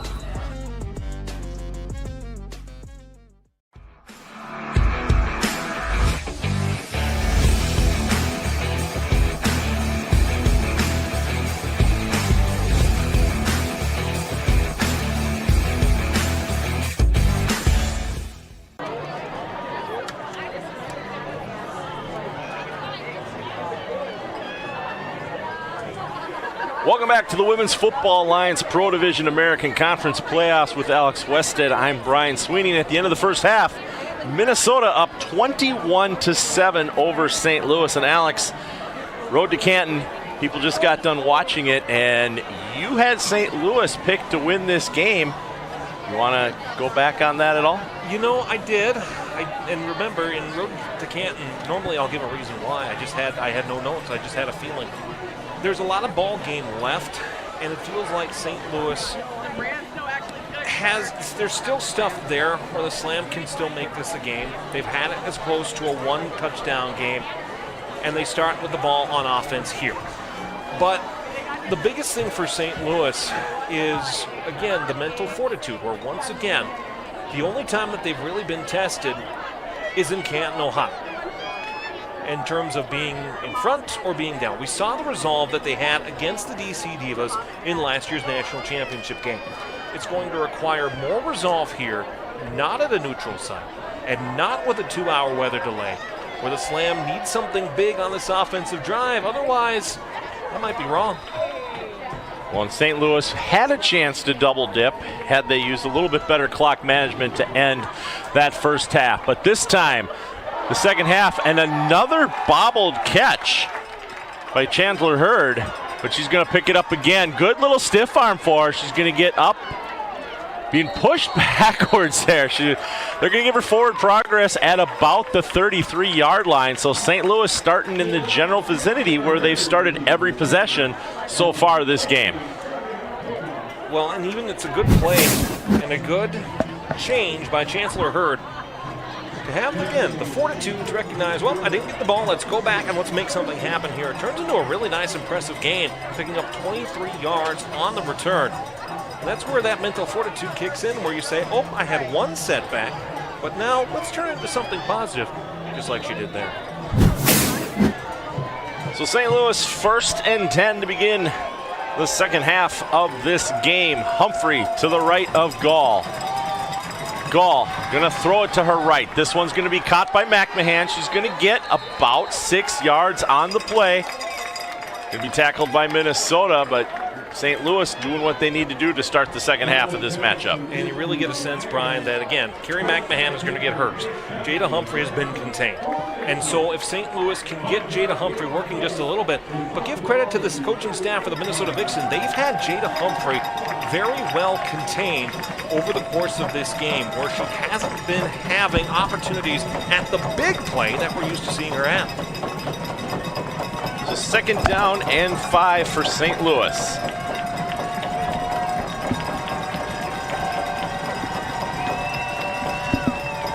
Game clock play clock, excuse me, at 5. Gall's for the ball. Gonna throw it to her left. This one almost intercepted. Great coverage that time by Minnesota's Ashley Whalen, and she almost had an interception for Minnesota. Now we've seen some underthrown teardrop kind of balls from Jamie Gall over the course of this game. This isn't that. This is a well-thrown ball by the quarterback for St. Louis, and just off the hands of Whalen. Tough break for her, lucky break for the St. Louis offense, as they went 1 for 4 on third down in the first half. And they're facing a third down now, third down and 5. From their 38. Gall. High snap, able to pull it down. She's gonna throw it, she's got a receiver open. This time it is caught by Stephanie Brown. Brown gonna make her way down the field. She's fighting for it. She gets pulled down, but not before a huge first down for the St. Louis Slam. And that's very close to another opportunity that they had for a big play, where the first time Gall chose the safety valve and McMahon underneath, but still had wide open Stephanie Brown. This time Brown gets behind the defensive back in Megan Dixon, turns it upfield, and makes a really big play on it, setting up the slam, goal to go. So first and goal for St. Louis. Ball spotted at the 7-yard line.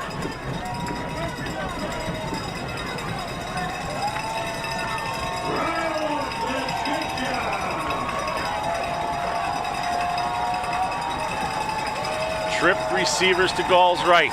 McMahon, her target, to her left. She's gonna drop back. She's gonna throw it towards McMahon. Back corner of the end zone. She's up. Incomplete.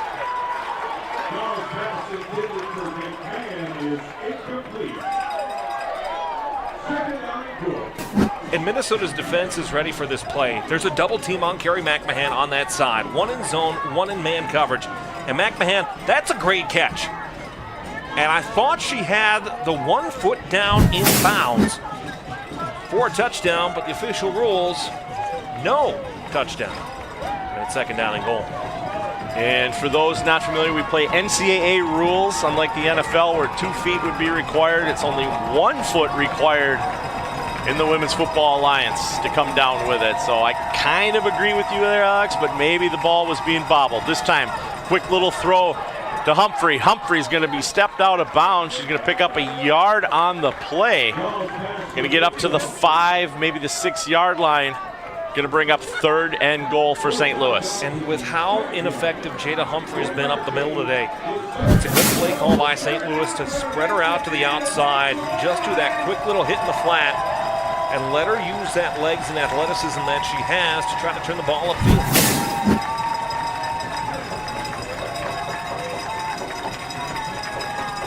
Year in, year out, Alex, we see Humphrey be one of the best running backs in the Women's Football Alliance. So Minnesota doing a great job today not allowing her to catch her stride.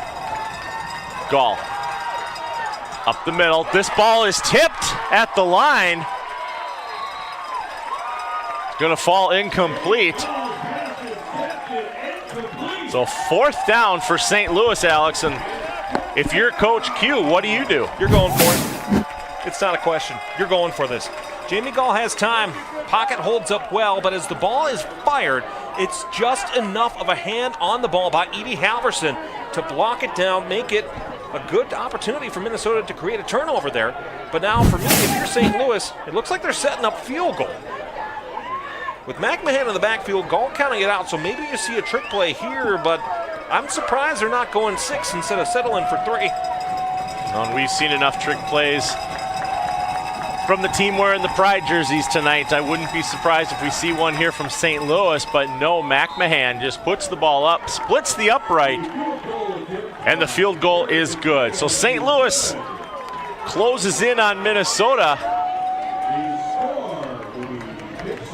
21 for Minnesota, 10 for St. Louis. And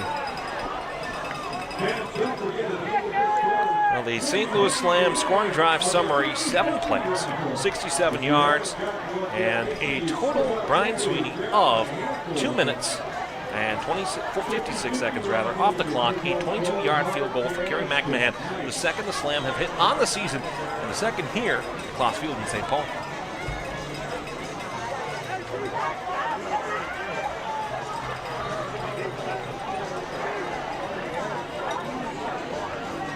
So St. Louis manages to get 3. I do agree with Q though. Take the points. You have held Minnesota for 2 of their possessions. You need to keep that up though here if you want to close this one out. And maybe it's a different conversation if Jada Humphrey can get something up the middle, but right now she just hasn't gotten anything. Taylor Hay was as much as a north-south runner as we've seen. Maybe would have converted that, but still just great boot by McMahon. Caught by Peterson. Peterson gonna go to her left. Gonna run into some St. Louis players, but she's gonna get herself up to about the 24-yard line. Good coverage tackle made that time by Stephanie Brown for St. Louis. So the biggest keys for Minnesota now, still a 2-score game. Time of possession, ball control, keeping the clock moving. You can win this game as long as you have the football and you execute. That's another big thing. Minnesota needing to execute here in this second half. Not every drive needs to result in points, but it needs to result in time, it needs to result in plays, and it needs to result in yardage. Well, yardage is something that Minnesota is looking to pick up here. With 2,160 yards on the season. This time, Kelly's gonna hand it off. Tiff Wright escapes the tackle, gets away from one ankle, and Kaylee Nutzling is able to pull her down, but it's a first down for the Vixen. That'll do. We talked about the change in Paige Kuplik not being available due to injury today. But Tiff Wright able to create some separation. Nice little move to get past the first defender, and then takes just enough of the reach of the linebacking core. Jasmine Yandel finishing off, down it by Mary Altepeter. That results in another Minnesota Vixen first down. Fresh set of downs for Minnesota, 1st and 10. Vermeulen in motion, gonna be met in the backfield. Tiff Wright is leveled almost instantly that time by St. Louis's Kennedy Daniels. Daniels reads this well. This is a great read by a linebacker, exploding through the gap, causing a big tackle for loss. And as consistent as St. Louis's defensive core has been, especially the front 7. Great jump, great penetration here. You can see Daniels, first contact, nothing more. Loss of about 3 on the play. Going to bring up 2nd down and a long 12, short 13 for Minnesota. Kelly right under center. This time, she's going to hand it off. Up on the right-hand side of the field. Excellent run by Radford for Minnesota. Is going to pick up the yardage lost and get close to the sticks.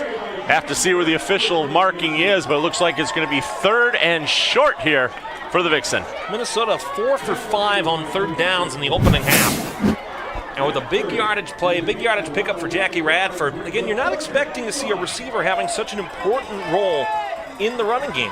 But Radford top 30 in rushing yards in the WFA, does exactly that. So 3rd and 1. This time, Fairmolden, the ball carrier, she's going to pick up the first downs. First down, Minnesota. And that's where that clock starts to come into play here too. You can run the ball up the middle. You only need a couple. Hand the ball off to a wonderful running back in Vermeulen who can just hit the hole, put the shoulders low, and drive over the yard to gain. Minnesota Vixen first down at the 49. As the sun starts to set here in St. Paul, Minnesota, still 76 degrees. Well, winter's coming. You better have your shovel out tomorrow, brother. I'll be spending the day at Pride tomorrow, working the Minnesota Vixen booth. So everybody not happy with me on Road to Canton or tonight's broadcast, feel free to come out and say hello. Or come on out and say hello and sign up to play women's professional football next season. So Radford gets the ball handed off to her. She's going to pick up 6 yards on the play before ridden out of bounds by Nutzling. Great run by Jackie Radford for Minnesota. And you can really use those sidelines as much as you can so long as the clock allows you to. Where you can roll out to that space, take advantage of not having to take a significant hit, and just work the ball in your favor. Well, 2nd down and 4. Clock ticking. Minnesota probably going to play much of this quarter on the ground. Use that clock in their favor. It's worth noting at this point the match ratings mean nothing. You've been seated, you know where you are, you know where you have to go. You don't have to keep trying to score touchdowns. Now it's just about winning. Another handoff. This time, Vermeulen up the middle. Good tackle by Julia Kempf for St. Louis.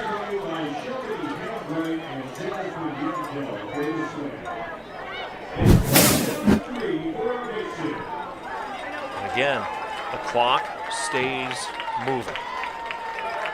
You're on the St. Louis side of the field, short yardage situation.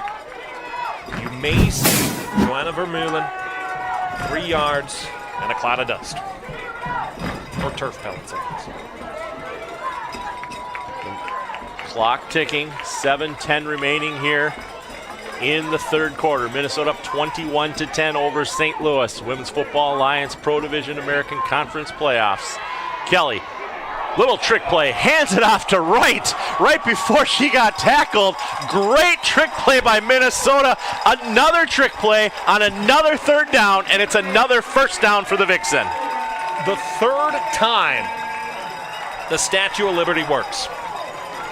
St. Louis is going to have nightmares about this play the 9 hours back down to the Gateway City.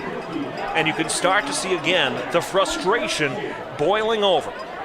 There's behind the play, Edie Halverson is entangled with Brooklyn Devitt, and you can really see how St. Louis's frustration, save for 1 3 and out, where the Slam have not been able to stop the Minnesota Vixen. So fresh set of downs, 1st and 10 from St. Louis's 29-yard line. And Alex, I've been to the Statue of Liberty, but I've never seen it quite like this. Another trick play, 3 hands, Kelly over the middle, and this one was intended for Lundberg, and what a setup, but unable to finish. Incredible. It's more trick plays that are set up so well. And when you have an offensive game plan where you use these rollouts, you use these sweeps, and these reverses earlier on in the game, where you have to respect the run, it turns into the pass that's open, and a ball just a little long out of the reach of Solveig Lundberg. But my goodness, Minnesota's offensive game plan has been darn near perfect for the St. Louis Slam here in this game. I've been working for the league since 2018, and I don't think I've ever seen offensive plays like we're seeing tonight. So 2nd down and 10. This is fun. This time, quick little pass. Dvorak pulls it in. Not going to get many yards on the play. We are going to have a flag. Mary Altpeter in on the tackle for St. Louis. The offense We're going to go 15, half the. 2 penalty we're going markers to go back come in, 1 from each side of the 15. Illegal blindside block, 69.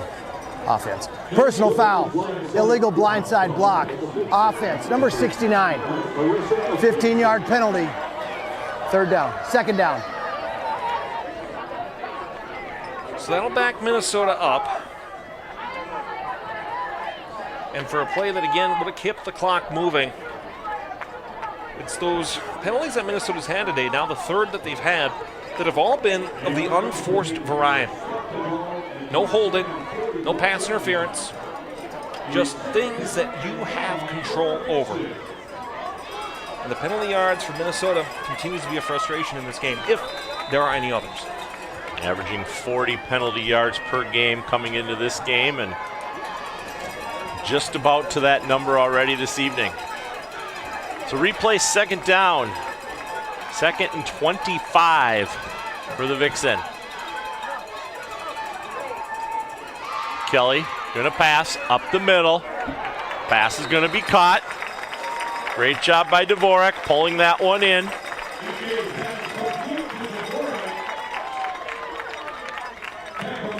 Gain of 14 on that. So it's 3rd down and 11.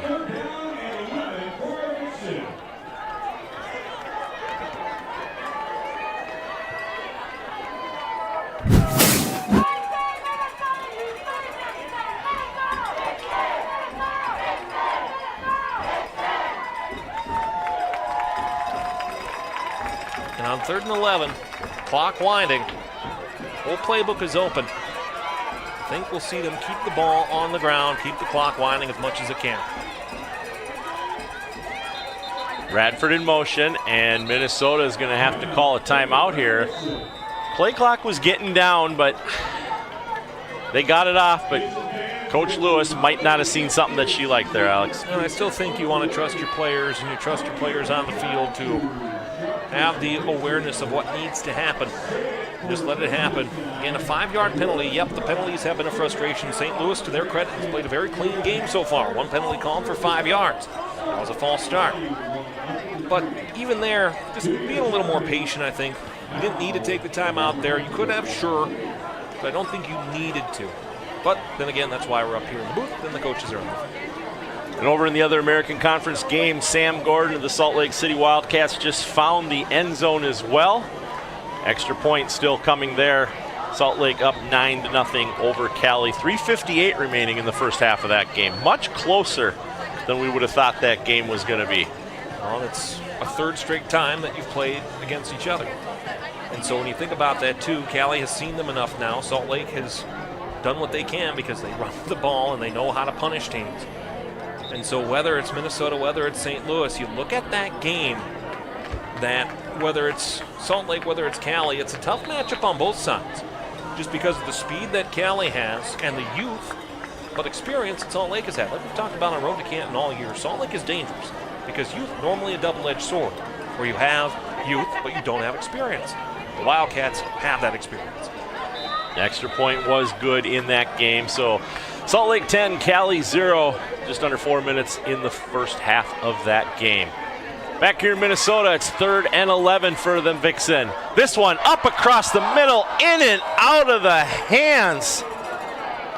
Radford usually pulls those in, and this time she's not able to hold on to it.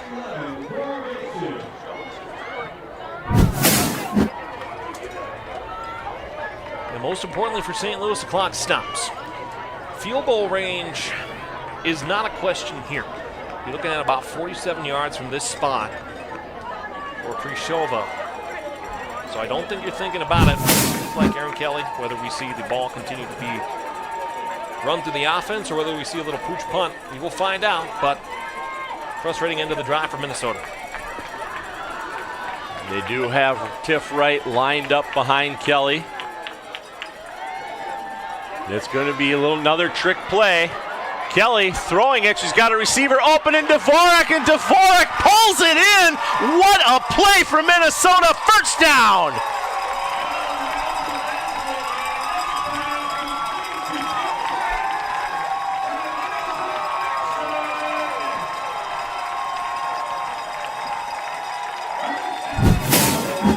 gutsy by Connor Joe Lewis. Not just to go for it on 4th and 11, but to execute on 4th and 11. Nice. Those numbers, that zero's awfully tight. It was Tiff Wright, not Dvorak, that pulled that in, but the last time they tried that, it was Tiff Wright who was part of the razzle-dazzle. They kind of switched it up this time, and success in the end. Minnesota 1st and goal from the 10 as the clock ticks away. And another flea flicker by Minnesota. My goodness. Tiff Wright, ball handed off, reaches forward, gets to the 5-yard line. In on the tackle, Raven Williams for St. Louis. And Alex, this is fun. Yeah, I mean, it's most basic, but it's also doing what Minnesota needs. 8-minute drive now for the Minnesota Vixen.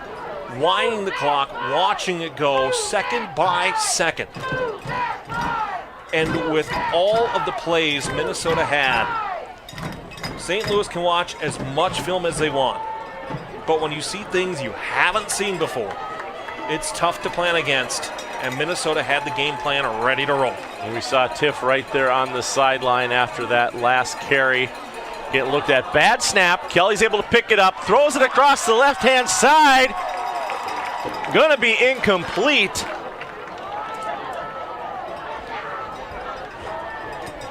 Halverson, the intended target, not able to pull that one in. Gonna bring up 3rd and goal for Minnesota. On recovery and patience by Aaron Kelly. Halverson's open, fires a shot, but as Halverson goes towards the end zone, just lost her footing, couldn't hold on to the football. Good credit as well. Robin Cooksey ready for the interception. Instead, 3rd down.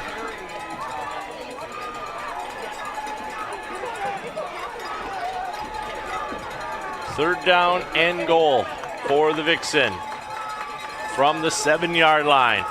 This time it's a handoff. Gonna pick up a few, gonna get back to the 5-yard line. And you're maybe sitting here thinking about setting up an opportunity for Dershkova on a preferred side to get the 3 points that you gave up to St. Louis on the first drive of this 3rd quarter.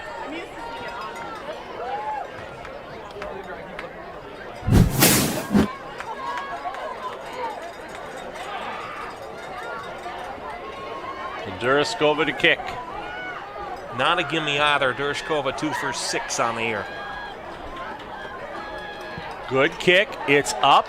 It's got the distance. It splits the uprights, so Minnesota picks up the 3 points given up to St. Louis on their last possession. 24-10 Minnesota. 2:21 remaining here, Alex, in the 3rd quarter. Well, the Minnesota Vixen scoring summary, 13 plays, Brian. 13 plays for 76 yards, and the time off the clock, 9 minutes and 23 seconds gone on that drive. Not only does it result in points, it takes up a bunch of time, and it takes up a bunch of yardage, and it works points on the board back to a 14-point lead. Minnesota's rolling.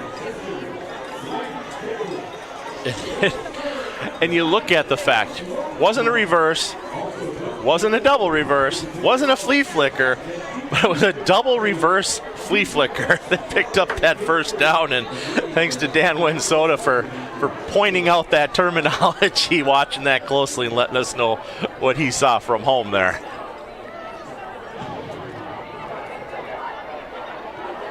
So this time, fielded cleanly by Chancellor Hurd. Hurd straight up the middle. Going to get some of the best coverage, best return yardage she's had so far this game. St. Louis going to be 1st and 10 from the 41. And in a 2-score game, just over 17 minutes left in it. Again, at what point do you keep working for Jada Humphrey on the outside? At what point do you put her out as a wide receiver? Just giving her time to use that speed that she has, rather than carrying the ball, but trying to take advantage of space when she can use arguably her best asset, her speed, to flip the field for St. Louis. So Cook and Richardson to Gall's left, but she's got McMahon in her sights, and McMahon's going to pull it in, causes a Minnesota defender to fall down. McMahon escapes another tackle, continuing to fight for yardage. It takes most of the Minnesota defense to pull her down, but what a play and what a pickup by Carrie McMahon. Oh, and that's why she's so good.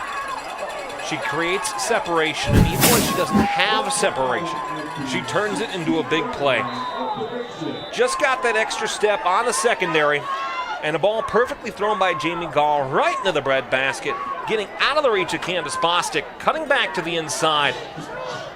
And Paige Condi just holds on, can't hold on enough. That is a All-American heroic effort to flip the field by Carrie McMahon. Very well done, but an injury on the far side. And that is McMahon. They're looking at her left leg right now as team tends to her.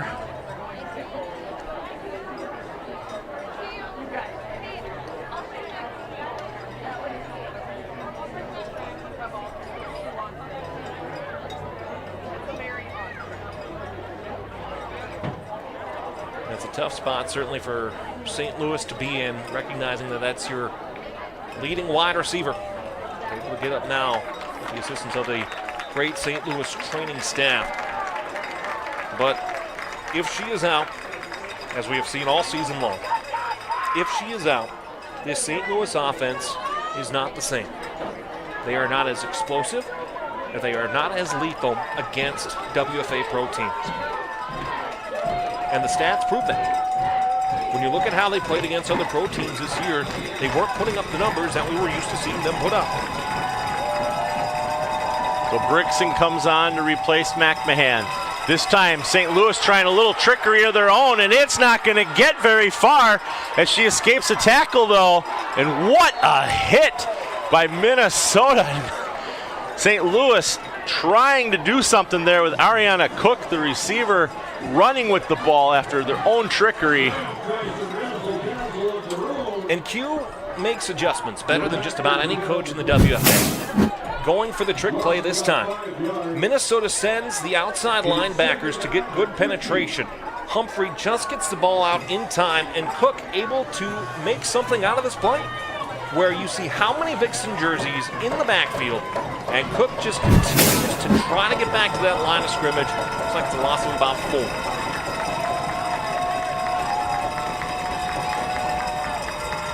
The loss of 4. Gall airs it up right-hand side, up and down, and what a catch for St. Louis as they're going to pick up a first down. And that's McMahon, obviously feeling good, does what she does every game, leaps into the air and pulls the ball down. And you could make a list of every wide receiver in any pro football league, any college football league. And if you watch Carrie McMahon enough, you put her darn near the top of those lists. Great vision, great route running, great hands every single time. And great vertical. Every time we see McMahon go up for that ball, she is leaping to the waist level of that defender. And that is going to take us to the end of the third quarter, Alex. We have 1 quarter remaining here in St. Paul, Minnesota. Minnesota Vixen up over the St. Louis Slam, 24-10. We'll be back for the exciting conclusion just after this.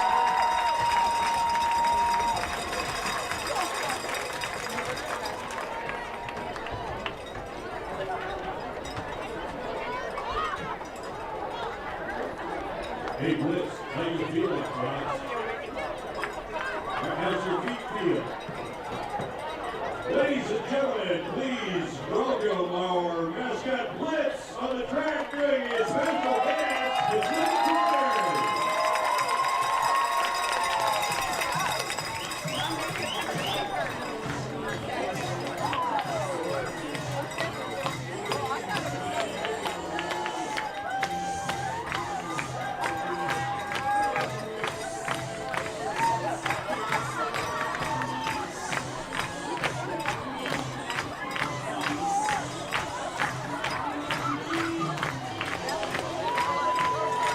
Welcome back to the Women's Football Alliance Pro Division American Conference Playoffs with Alex Wested. I'm Brian Sweeney. And Alex, we have 15 minutes remaining in what has been an exciting game, especially if you like a little razzle-dazzle in your action. It's the playoffs, and Minnesota really took the lead, took the charge on opening up the playbook and using the trick plays to success. St. Louis has started to follow suit. But now, for both of these teams, this is your contest. For Jamie Gall, you're looking at maybe 15 minutes, then the end of your career for the St. Louis Slam. Meanwhile, for Minnesota, you have to shut the door. You got to get the job done. It's a 2-score game, and still a very dangerous team in the Slam. 3rd down and 3. Gall drops back. She's going to throw it to her left. She's got McMahon in the end zone, and McMahon's going to draw the flag.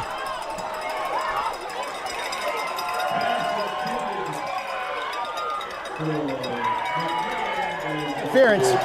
Defense number 13 says the foul occurred in the end zone. We'll put the ball at the 2-yard line. Britt Peterson. Automatic first down. Guilty of the pass interference there. Going to be a fresh 1st and goal for St. Louis. And the first real penalty that we've seen that's a mental error. You can make that stand if the ball is there, and you can make that stand if the ball is caught. Problem is you're in the end zone. Problem is the ball is not even close to being in the area. And so just a rare mental miscue for a great corner that may give Minnesota, it will give Minnesota a tough defensive spot, but it gives St. Louis now 4 additional plays to try to punch the ball into the end zone and make it a 1-score game. So 1st and goal for St. Louis from the 3. Gall takes the snap, is going to throw it to her left, a wide open receiver, and this time it's going to be caught for the touchdown. Touchdown, Stephanie Brown, St. Louis.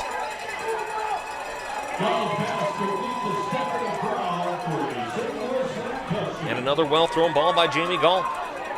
They found success to the outside. They found success in those quick little out routes. And when they work well. And St. Louis able to convert on them, and it's a 1-score game.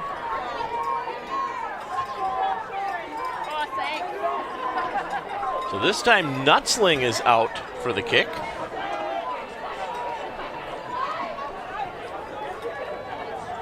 Gall holding. This one is no good, Alex. So Nutzling, who's usually very good at backing up McMahon for the kicks, not able to put it through the uprights. Minnesota keeps that 8-point lead. And she was the primary kicker for a good number of years for St. Louis before McMahon entered the picture. Before that miss, Kaylee Nutzling 7 for 7 on the point after trot. And that's her first miss, and a big one here in this season. But most importantly for St. Louis, 5 plays, 60 yards, 223. Slam need quick scores. They picked one up there. Now the Slam defense needs to show up, get a quick stop where they can no longer afford the types of drives that had the 9-minute length that the last Minnesota drive has. This has to be, if you're a fan of St. Louis, this has to be a quick defensive 3-and-out or better to give yourself a chance to tie the game up.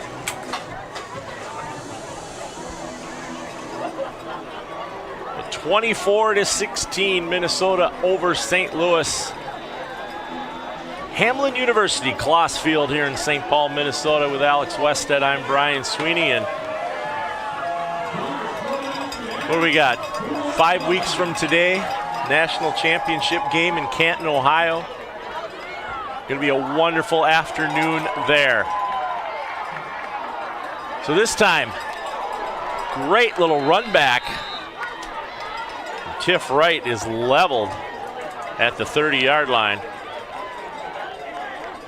Well, and the aggressiveness is going to start kicking up for St. Louis here, recognizing that a turnover needs to occur.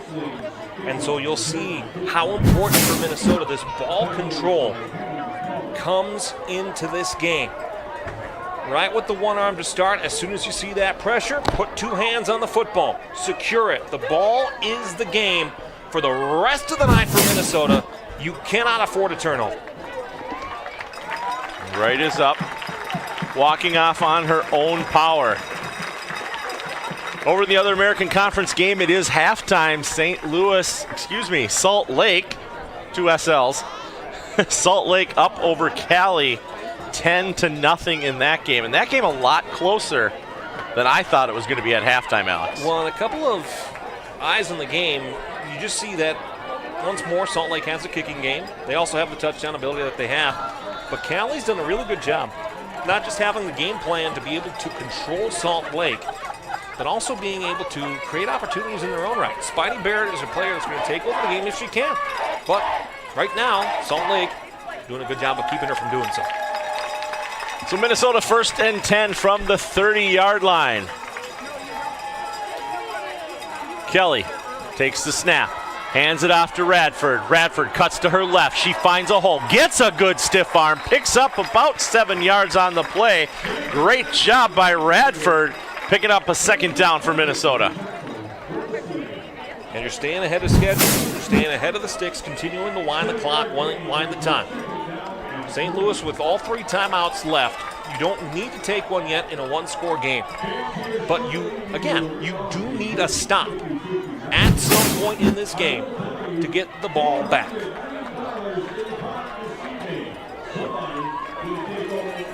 The second down and a long 3. Snap is up. It's another handoff, this time to Fairmolin. She's going to lose a couple yards on the play. Going to bring up 3rd and 6 for the Vixen.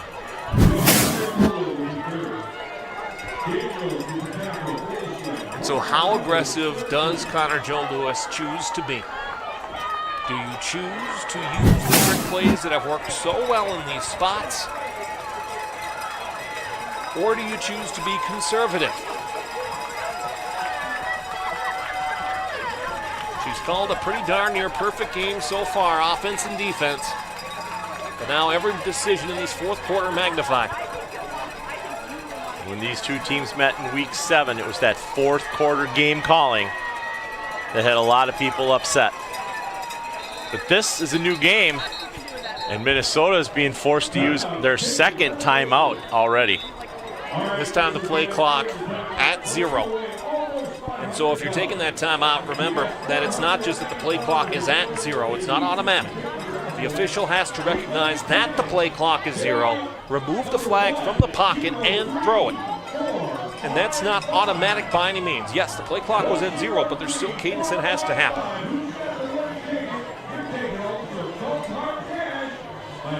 Minnesota at this point, 1 timeout remaining.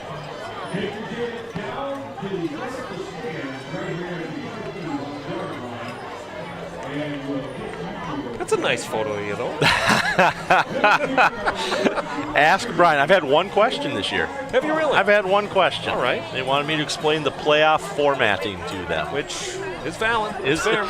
Confusing, yet valid. Mm-hmm. So hopefully they understood that. And if you have a question, you can scan that QR code, and I will answer it for you as well. Doesn't necessarily have to be about the Minnesota Vixen or the St. Louis Slam either. It can be about anything in the Women's Football Alliance. Hopefully it's in the Pro Division, as that's where I do have the most access to come up with answers. Well, we do know certainly one postseason matchup for the next round that's been determined, DC and Pittsburgh in Pittsburgh 2 weeks from tonight.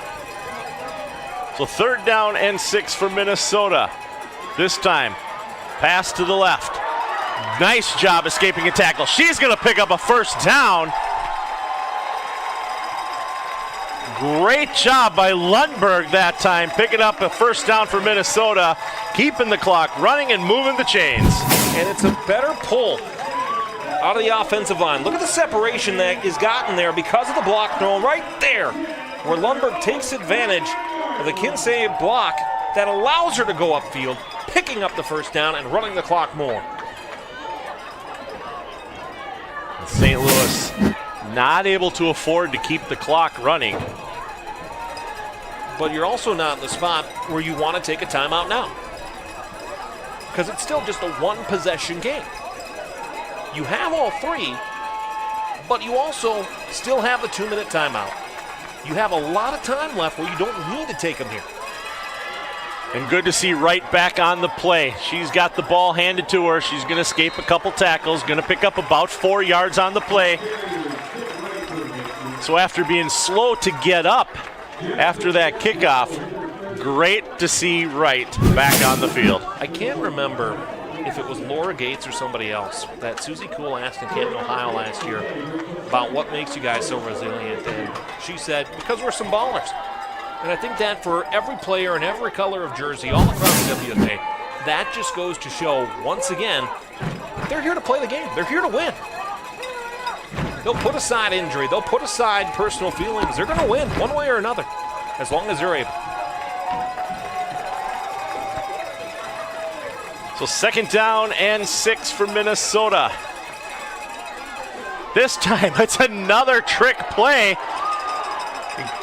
And Radford keeps the ball. She's going to stretch out. Going to be about a yard short, but another trick play for Minnesota picks up more yardage. 10:55 going here in the 4th quarter. And the more we see that, the more it almost looks like a triple option, where it's those reverses, it's those end arounds, but the option is there to go back, where you have multiple players that all get a contact on the ball. Good tackle by Altapeter, slowing her down to the 1st down marker. But it's so exciting, it's fun, it's explosive. And it's a Minnesota game plan that's been ready to go from the drop today. 3rd down and 1. Radford and Dvorak to Kelly's right. Hands off to Lundberg in the back, or Vermeulen in the backfield. It's all going to depend on the mark.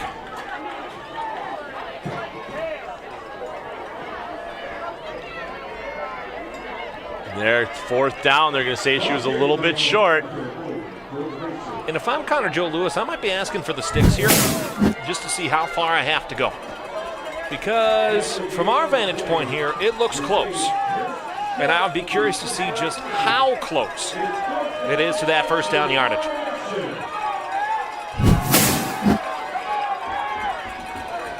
Just over 9.5 minutes remaining. St. Louis trails by 8. Minnesota, 4th and we'll say a foot. And they're going to go straight up the middle with another great trick play as Vermeulen picks up a 1st down for Minnesota. I've been doing Minnesota Vixen games since 2019. I don't think I've seen a better executed offensive game plan than what we've seen from the Vixen tonight. Because it's not just the fundamentals of it, it's the execution of it. Everything, save for maybe an incompletion here or there, everything has gone right on offense for Minnesota. No turnovers, big plays, explosive plays, scoring drives. Just, you can't, as critical as I was about the game management at the end of the St. Louis game here in the regular season, how can you be critical about what Connor Joe Lewis has done tonight? This is brilliant. 1st and 10 for Minnesota. From the St. Louis 29, Vermeulen gets the ball handed to her. She's got St. Louis players, instead of tackling her, actually pushing her forward. She's going to pick up a good 8 yards on this play, 2nd down.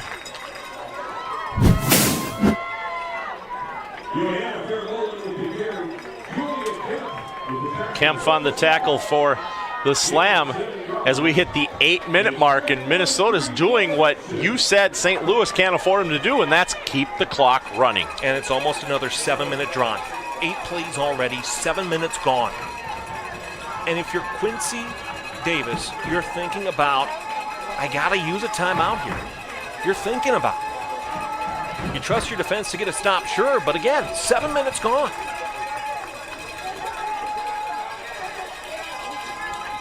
Second down and 4.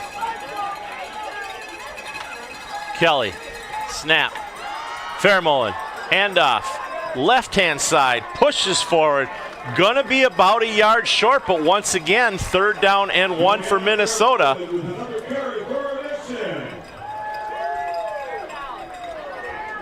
Kempf in on the tackle for St. Louis. And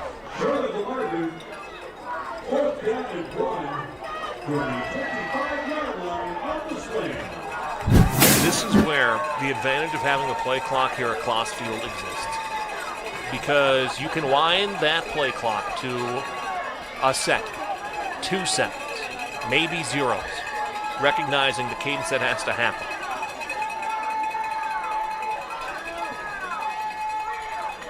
And a great little handoff. She cuts through the middle. She's got nobody in front of her. Radford, touchdown, Minnesota.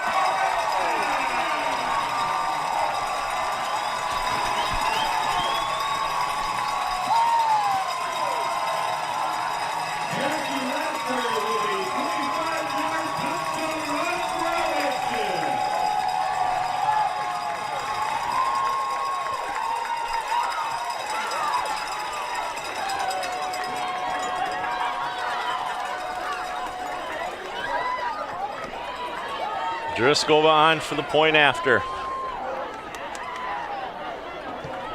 Kick is up. And the kick is good. There is a flag on the play. Looks like it might be holding on Minnesota.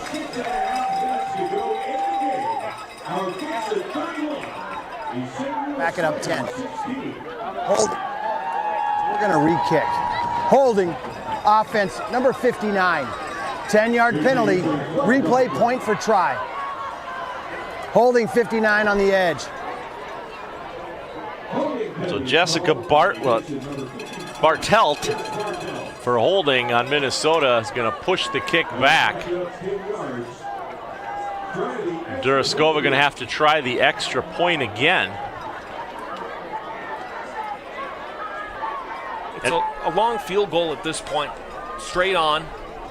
Looking at about a 29-yarder here.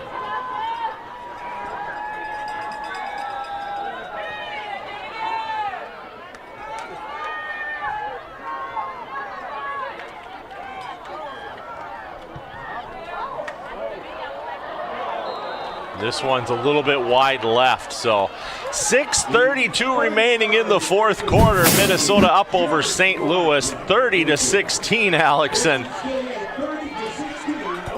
what do you got? Minnesota Vixen scoring drive summary, 9 plays, total of 70 yards, 8 minutes, 11 seconds off the clock. That's winning football. And we feel like a broken record talking about how diverse, creative, explosive the Minnesota offensive play calling has been here tonight. But it's another exclamation point. And what feels like just a handoff and go for it. And another trick play. More Minnesota magic tonight. And what a game it's been. And you said it. Offensively, Minnesota is playing a near perfect game. Really, their only mistakes are a few mental errors that have caused a flag to be thrown. And a couple of overthrows, which I wouldn't even call them overthrows. Except I did, so well, that's on me. And this one was a live ball recovered by Minnesota. And that, the way they're playing, that could be the proverbial end of the St. Louis Slam season right there, depending upon how Minnesota's drive goes with this possession.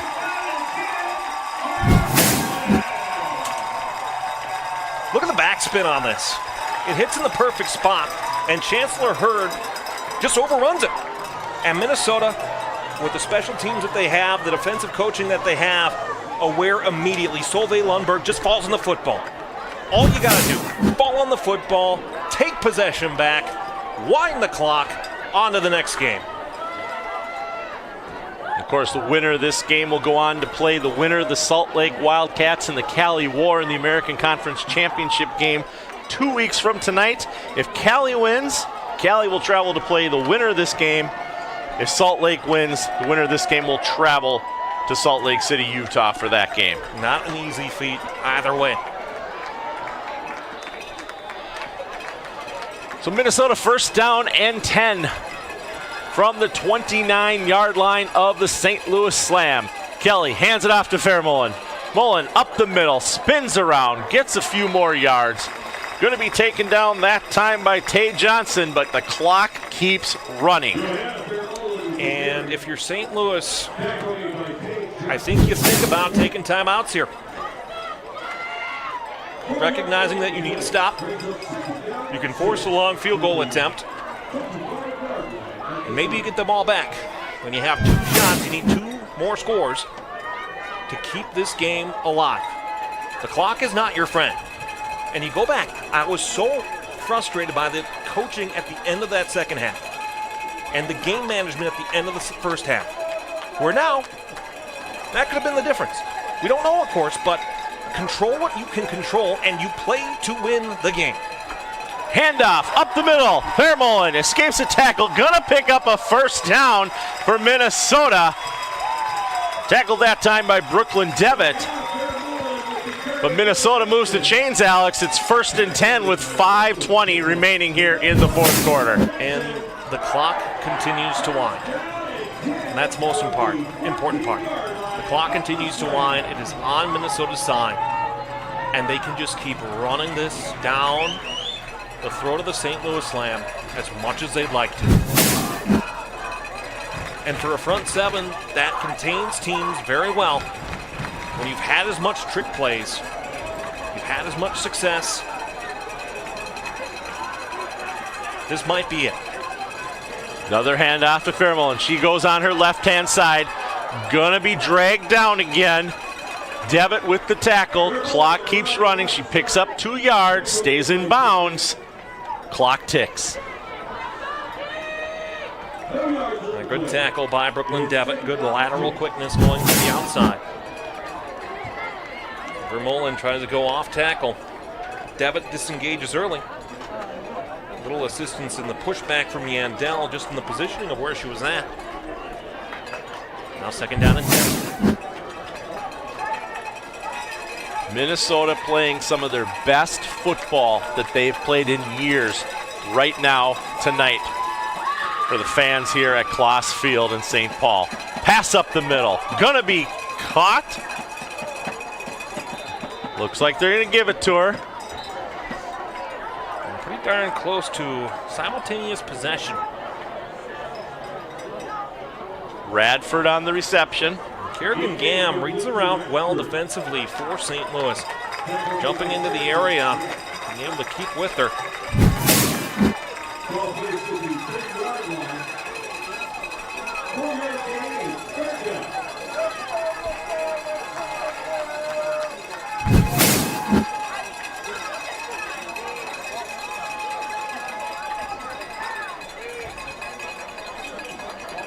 Those of you at home, Alex and I are both staring out the window.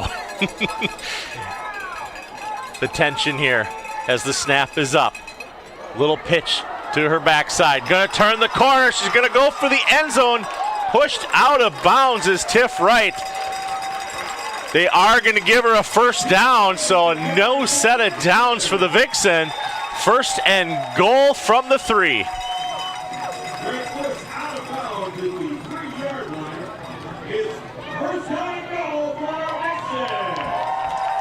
And they just continue to execute. Minnesota executing at a high level. Not just executing, but executing at a high level. Because not only are trick plays fun, but they also require practice. They require routine. They require knowing how to use them and use them in a game situation. The execution here has been excellent for Minnesota tonight. All aspects of the game for Minnesota has been nice. This time handed off to Wright. Wright straight up the middle. Gonna run into some blockers. Maybe pick up a yard. Daniels in on the tackle for the slam.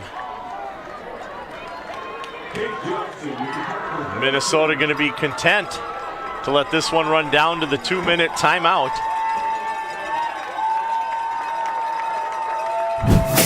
So 2 minutes remaining here in the fourth quarter. Minnesota up over St. Louis 30-16. We will be right back to finish this one out. Women's Football Alliance Pro Division American Conference Playoffs.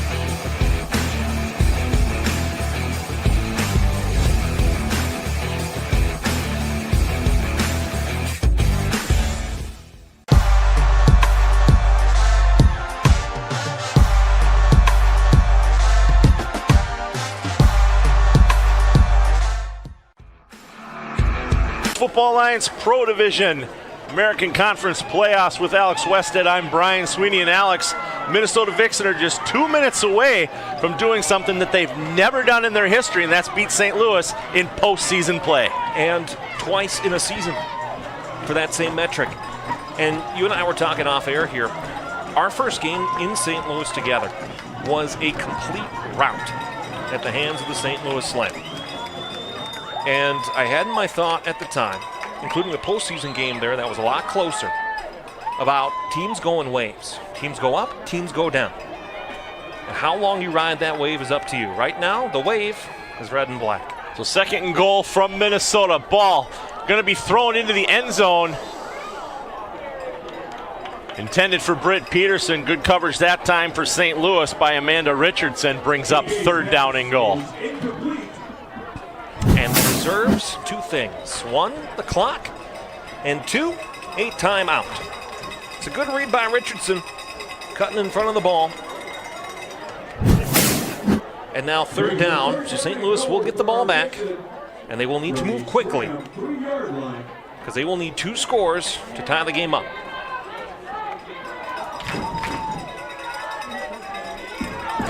Third down and goal.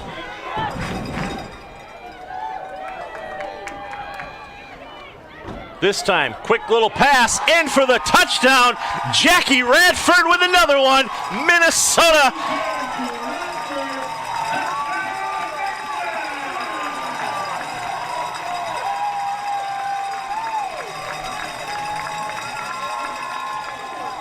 Coach is cooking on that fan sign there, Alex, and you cannot disagree with that sentiment.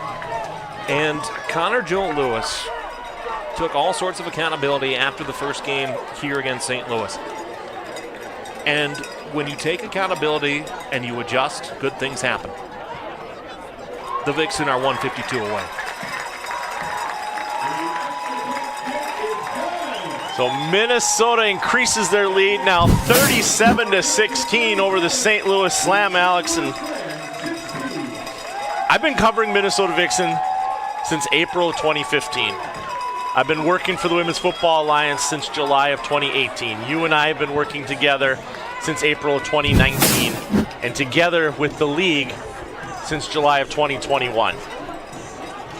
There's been nothing like this that I have seen in women's tackle football. We talked off air.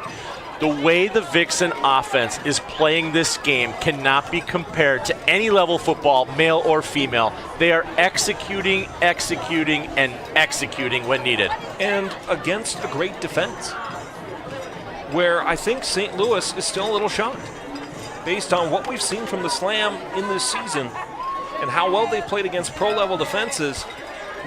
37 points on the board against? Who thought that was going to happen? When St. Louis is only allowing an average of 11.5 points per game. Minnesota tripling that this evening. This time, Chandler Hurd is able to catch the ball cleanly. Going to run across the field, going to try to pick up some yardage, but the biggest thing now is the longer she stays upright with that ball, the more time that ticks off the clock. And so if you're St. Louis, you're down 3 scores. You need a touchdown, extra point, and an onside kick. A touchdown, an extra point, and an onside kick. Then a touchdown, an extra point, and an onside kick. You have to go with pace. You've got 3 timeouts, but you have to go with pace.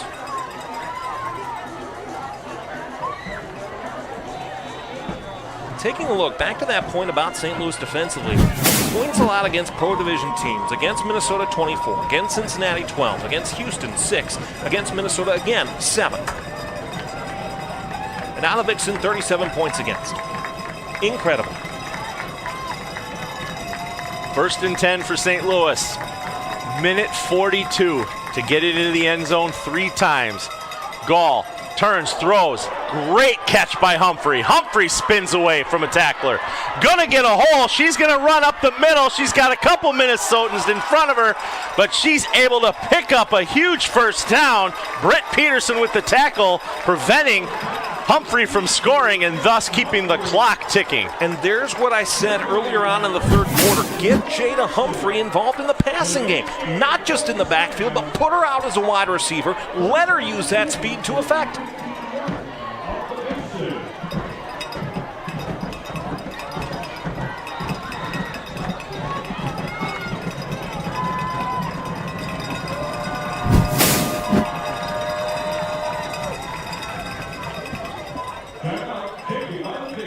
So Minnesota using their third and final timeout here with 1:20 remaining, Alex. And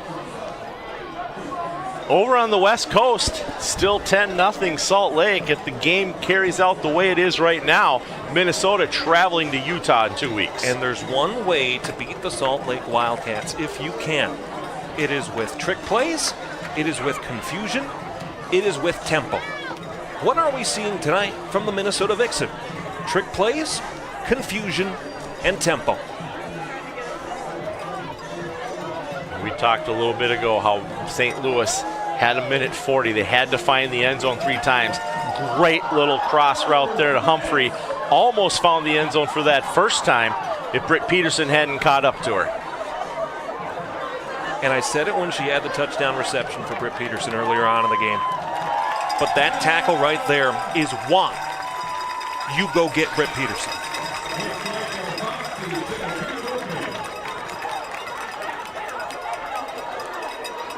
So 1st and 10 for St. Louis from the Minnesota 15. High snap, Gall pulls it down, throws it to her left. She's got McMahon. Not enough distance as that ball is underthrown. Britt Peterson on the coverage. And it's really not a bad ball at all to McMahon. And if we don't see, we saw an earlier touchdown reception in this game by Stephanie Brown. We may see them use her again. Notice Jada Humphrey not in the backfield. They're using her again as that wide out. They're keeping back Chancellor Hurd. And it's a good ball that just forces McMahon to turn around. Peterson made the adjustment after the pass interference earlier of just stepping back, giving space, and letting the ball fall where it may. Now, 2nd and 10. 2nd down and 10 for St. Louis. Ball is up. Gall throws it to her left. Humphrey, the intended target, once again out of her reach. Condi on the coverage for Minnesota. 3rd down and 10. And you can see Jamie Gall. And the attacking plan here in this red zone situation is to go to that left side. They keep going to Britt Peterson. But realistically, if you're St. Louis, try something over the middle. Try a little slant to the inside. Create some mismatch there just by attacking that middle here. Again, the clock would stop on a 1st down. And so just go over the middle. There's space there. You've run 2 plays now to the outside that haven't been successful. Make the adjustment. 3rd down and 10. Gall, snap, high again, throws it across the middle. Another inaccurate throw, this time Ariana Cook, the intended receiver. It's 4th down for St. Louis, 67 seconds remaining. Well, you're going for it. This is the season for the St. Louis Slam. Granted, it's still a 3-possession game, but this is the season. The orange and black of the St. Louis Slam.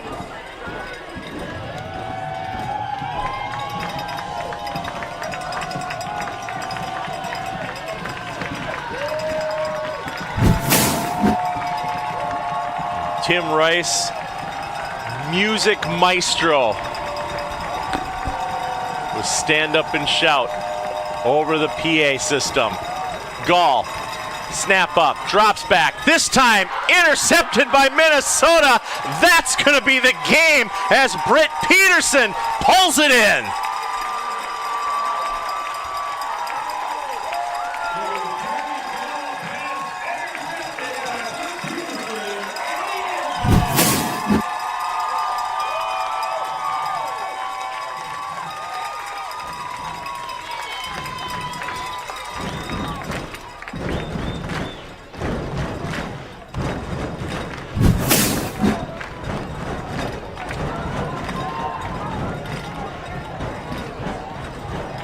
argument of safety could be made based on where the catch was and Peterson bringing it into the end zone.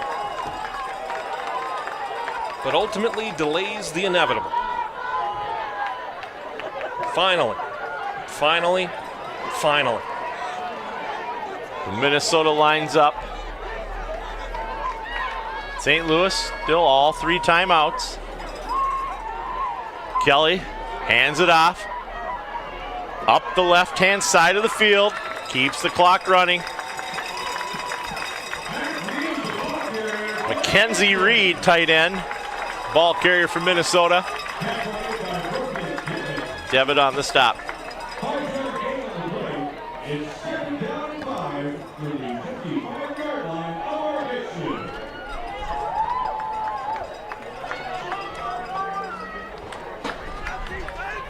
And Alex, after such a storied career, to know that Gall may be retiring. She's won national championships at multiple levels, Division II, Pro Division. Not necessarily the way you'd want to go out, with an interception being your last pass. No. But that is going to be the end, and for the first time in history, the Minnesota Vixen have defeated the St. Louis Slam in postseason play and are on to the American Conference Championship. Final score, 37-16.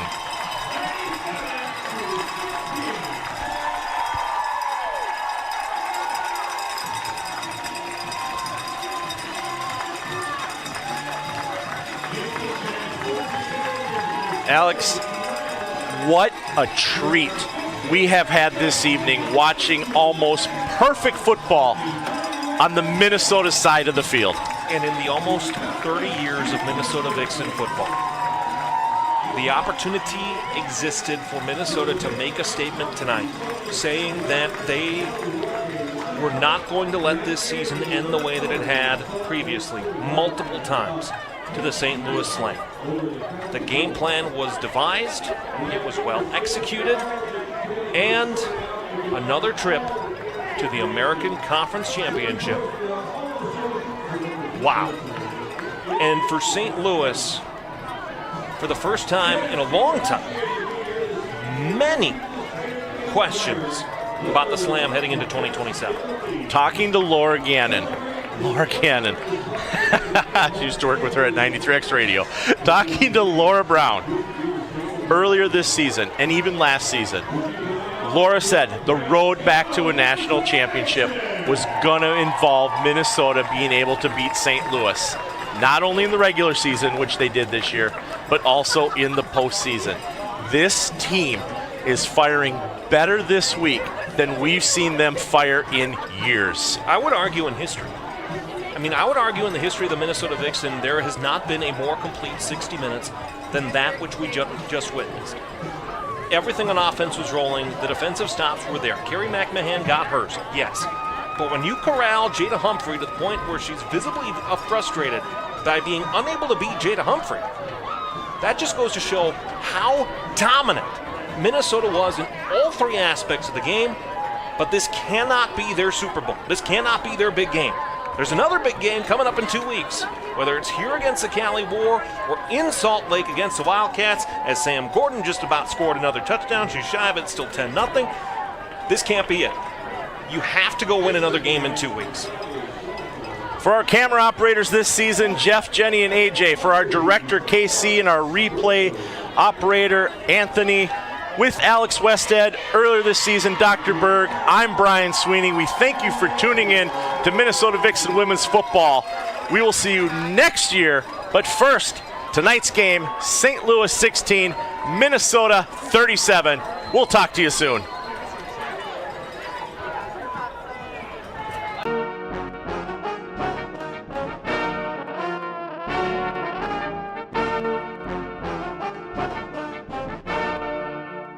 Yo, Jay, what you say?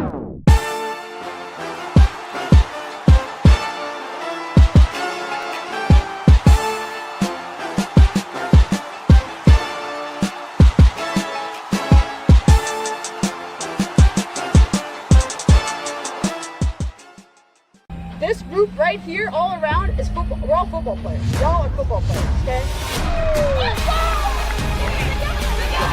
Down. Tachiela's going to go straight ahead. Got a receiver caught. Touchdown. They're back by him. What a catch. Houdiniacs. Sideline. She works another tackle. Ben's got one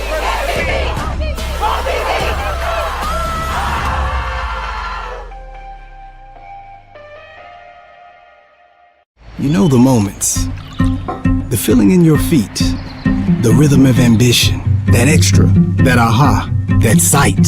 That's something. The click, the shift, the boom, and you're there.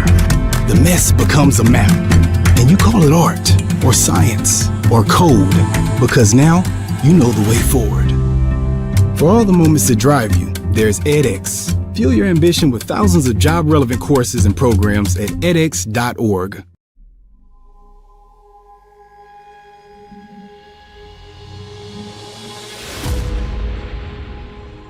to her left, has time, throws on the run to the end zone. It's caught for a touchdown. Pittsburgh team. The athletes, they're the backbone of this whole league, and they're just amazing people. They've got amazing stories. Barrett in the pattern, they're looking for her. Able to bring that one in, Brianna Barrett. My goodness. I never thought I'd be here. I feel like the best things in life are things that come to you unexpected. So it's been a great journey for me. I know this is where I'm supposed to be. Caught touchdown, Jada Meister. Essentially is true of breaking barriers, right? She could go all the way, and she does. Touchdown. We're shattering the glass ceiling. Great pass up in the air. Touchdown. All of the women role models that we look up to are all women who did things that were not expected. They realize they're pioneers. They realize that the trail that they leave is going to be a path that a young girl can follow. It gives you hope. They believe in themselves, I believe in them, and Franco believes in all of us, so it just goes with the territory.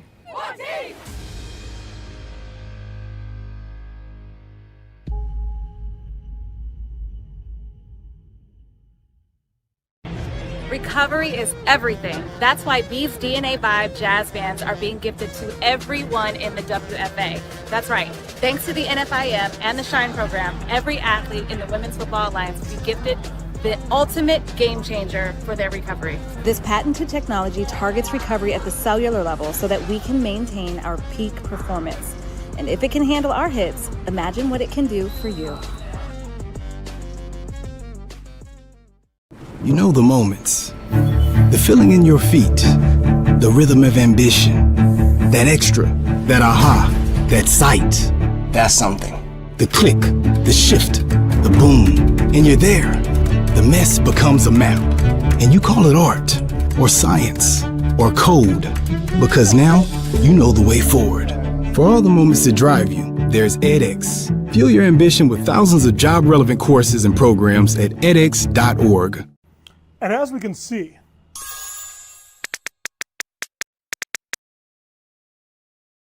the future of technology is with us. You might be thinking, Doc, this is truly amazing. And we got. Hey, is the projector ready? Come on, time for a team meeting.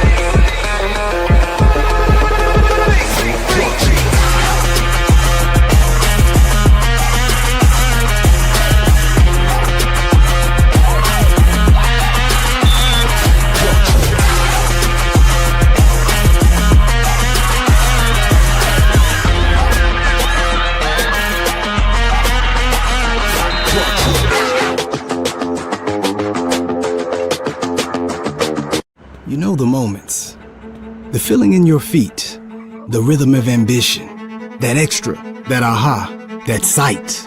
That's something. The click, the shift, the boom, and you're there. The mess becomes a map, and you call it art, or science, or code, because now you know the way forward. For all the moments that drive you, there's edX. Fuel your ambition with thousands of job-relevant courses and programs at edX.org.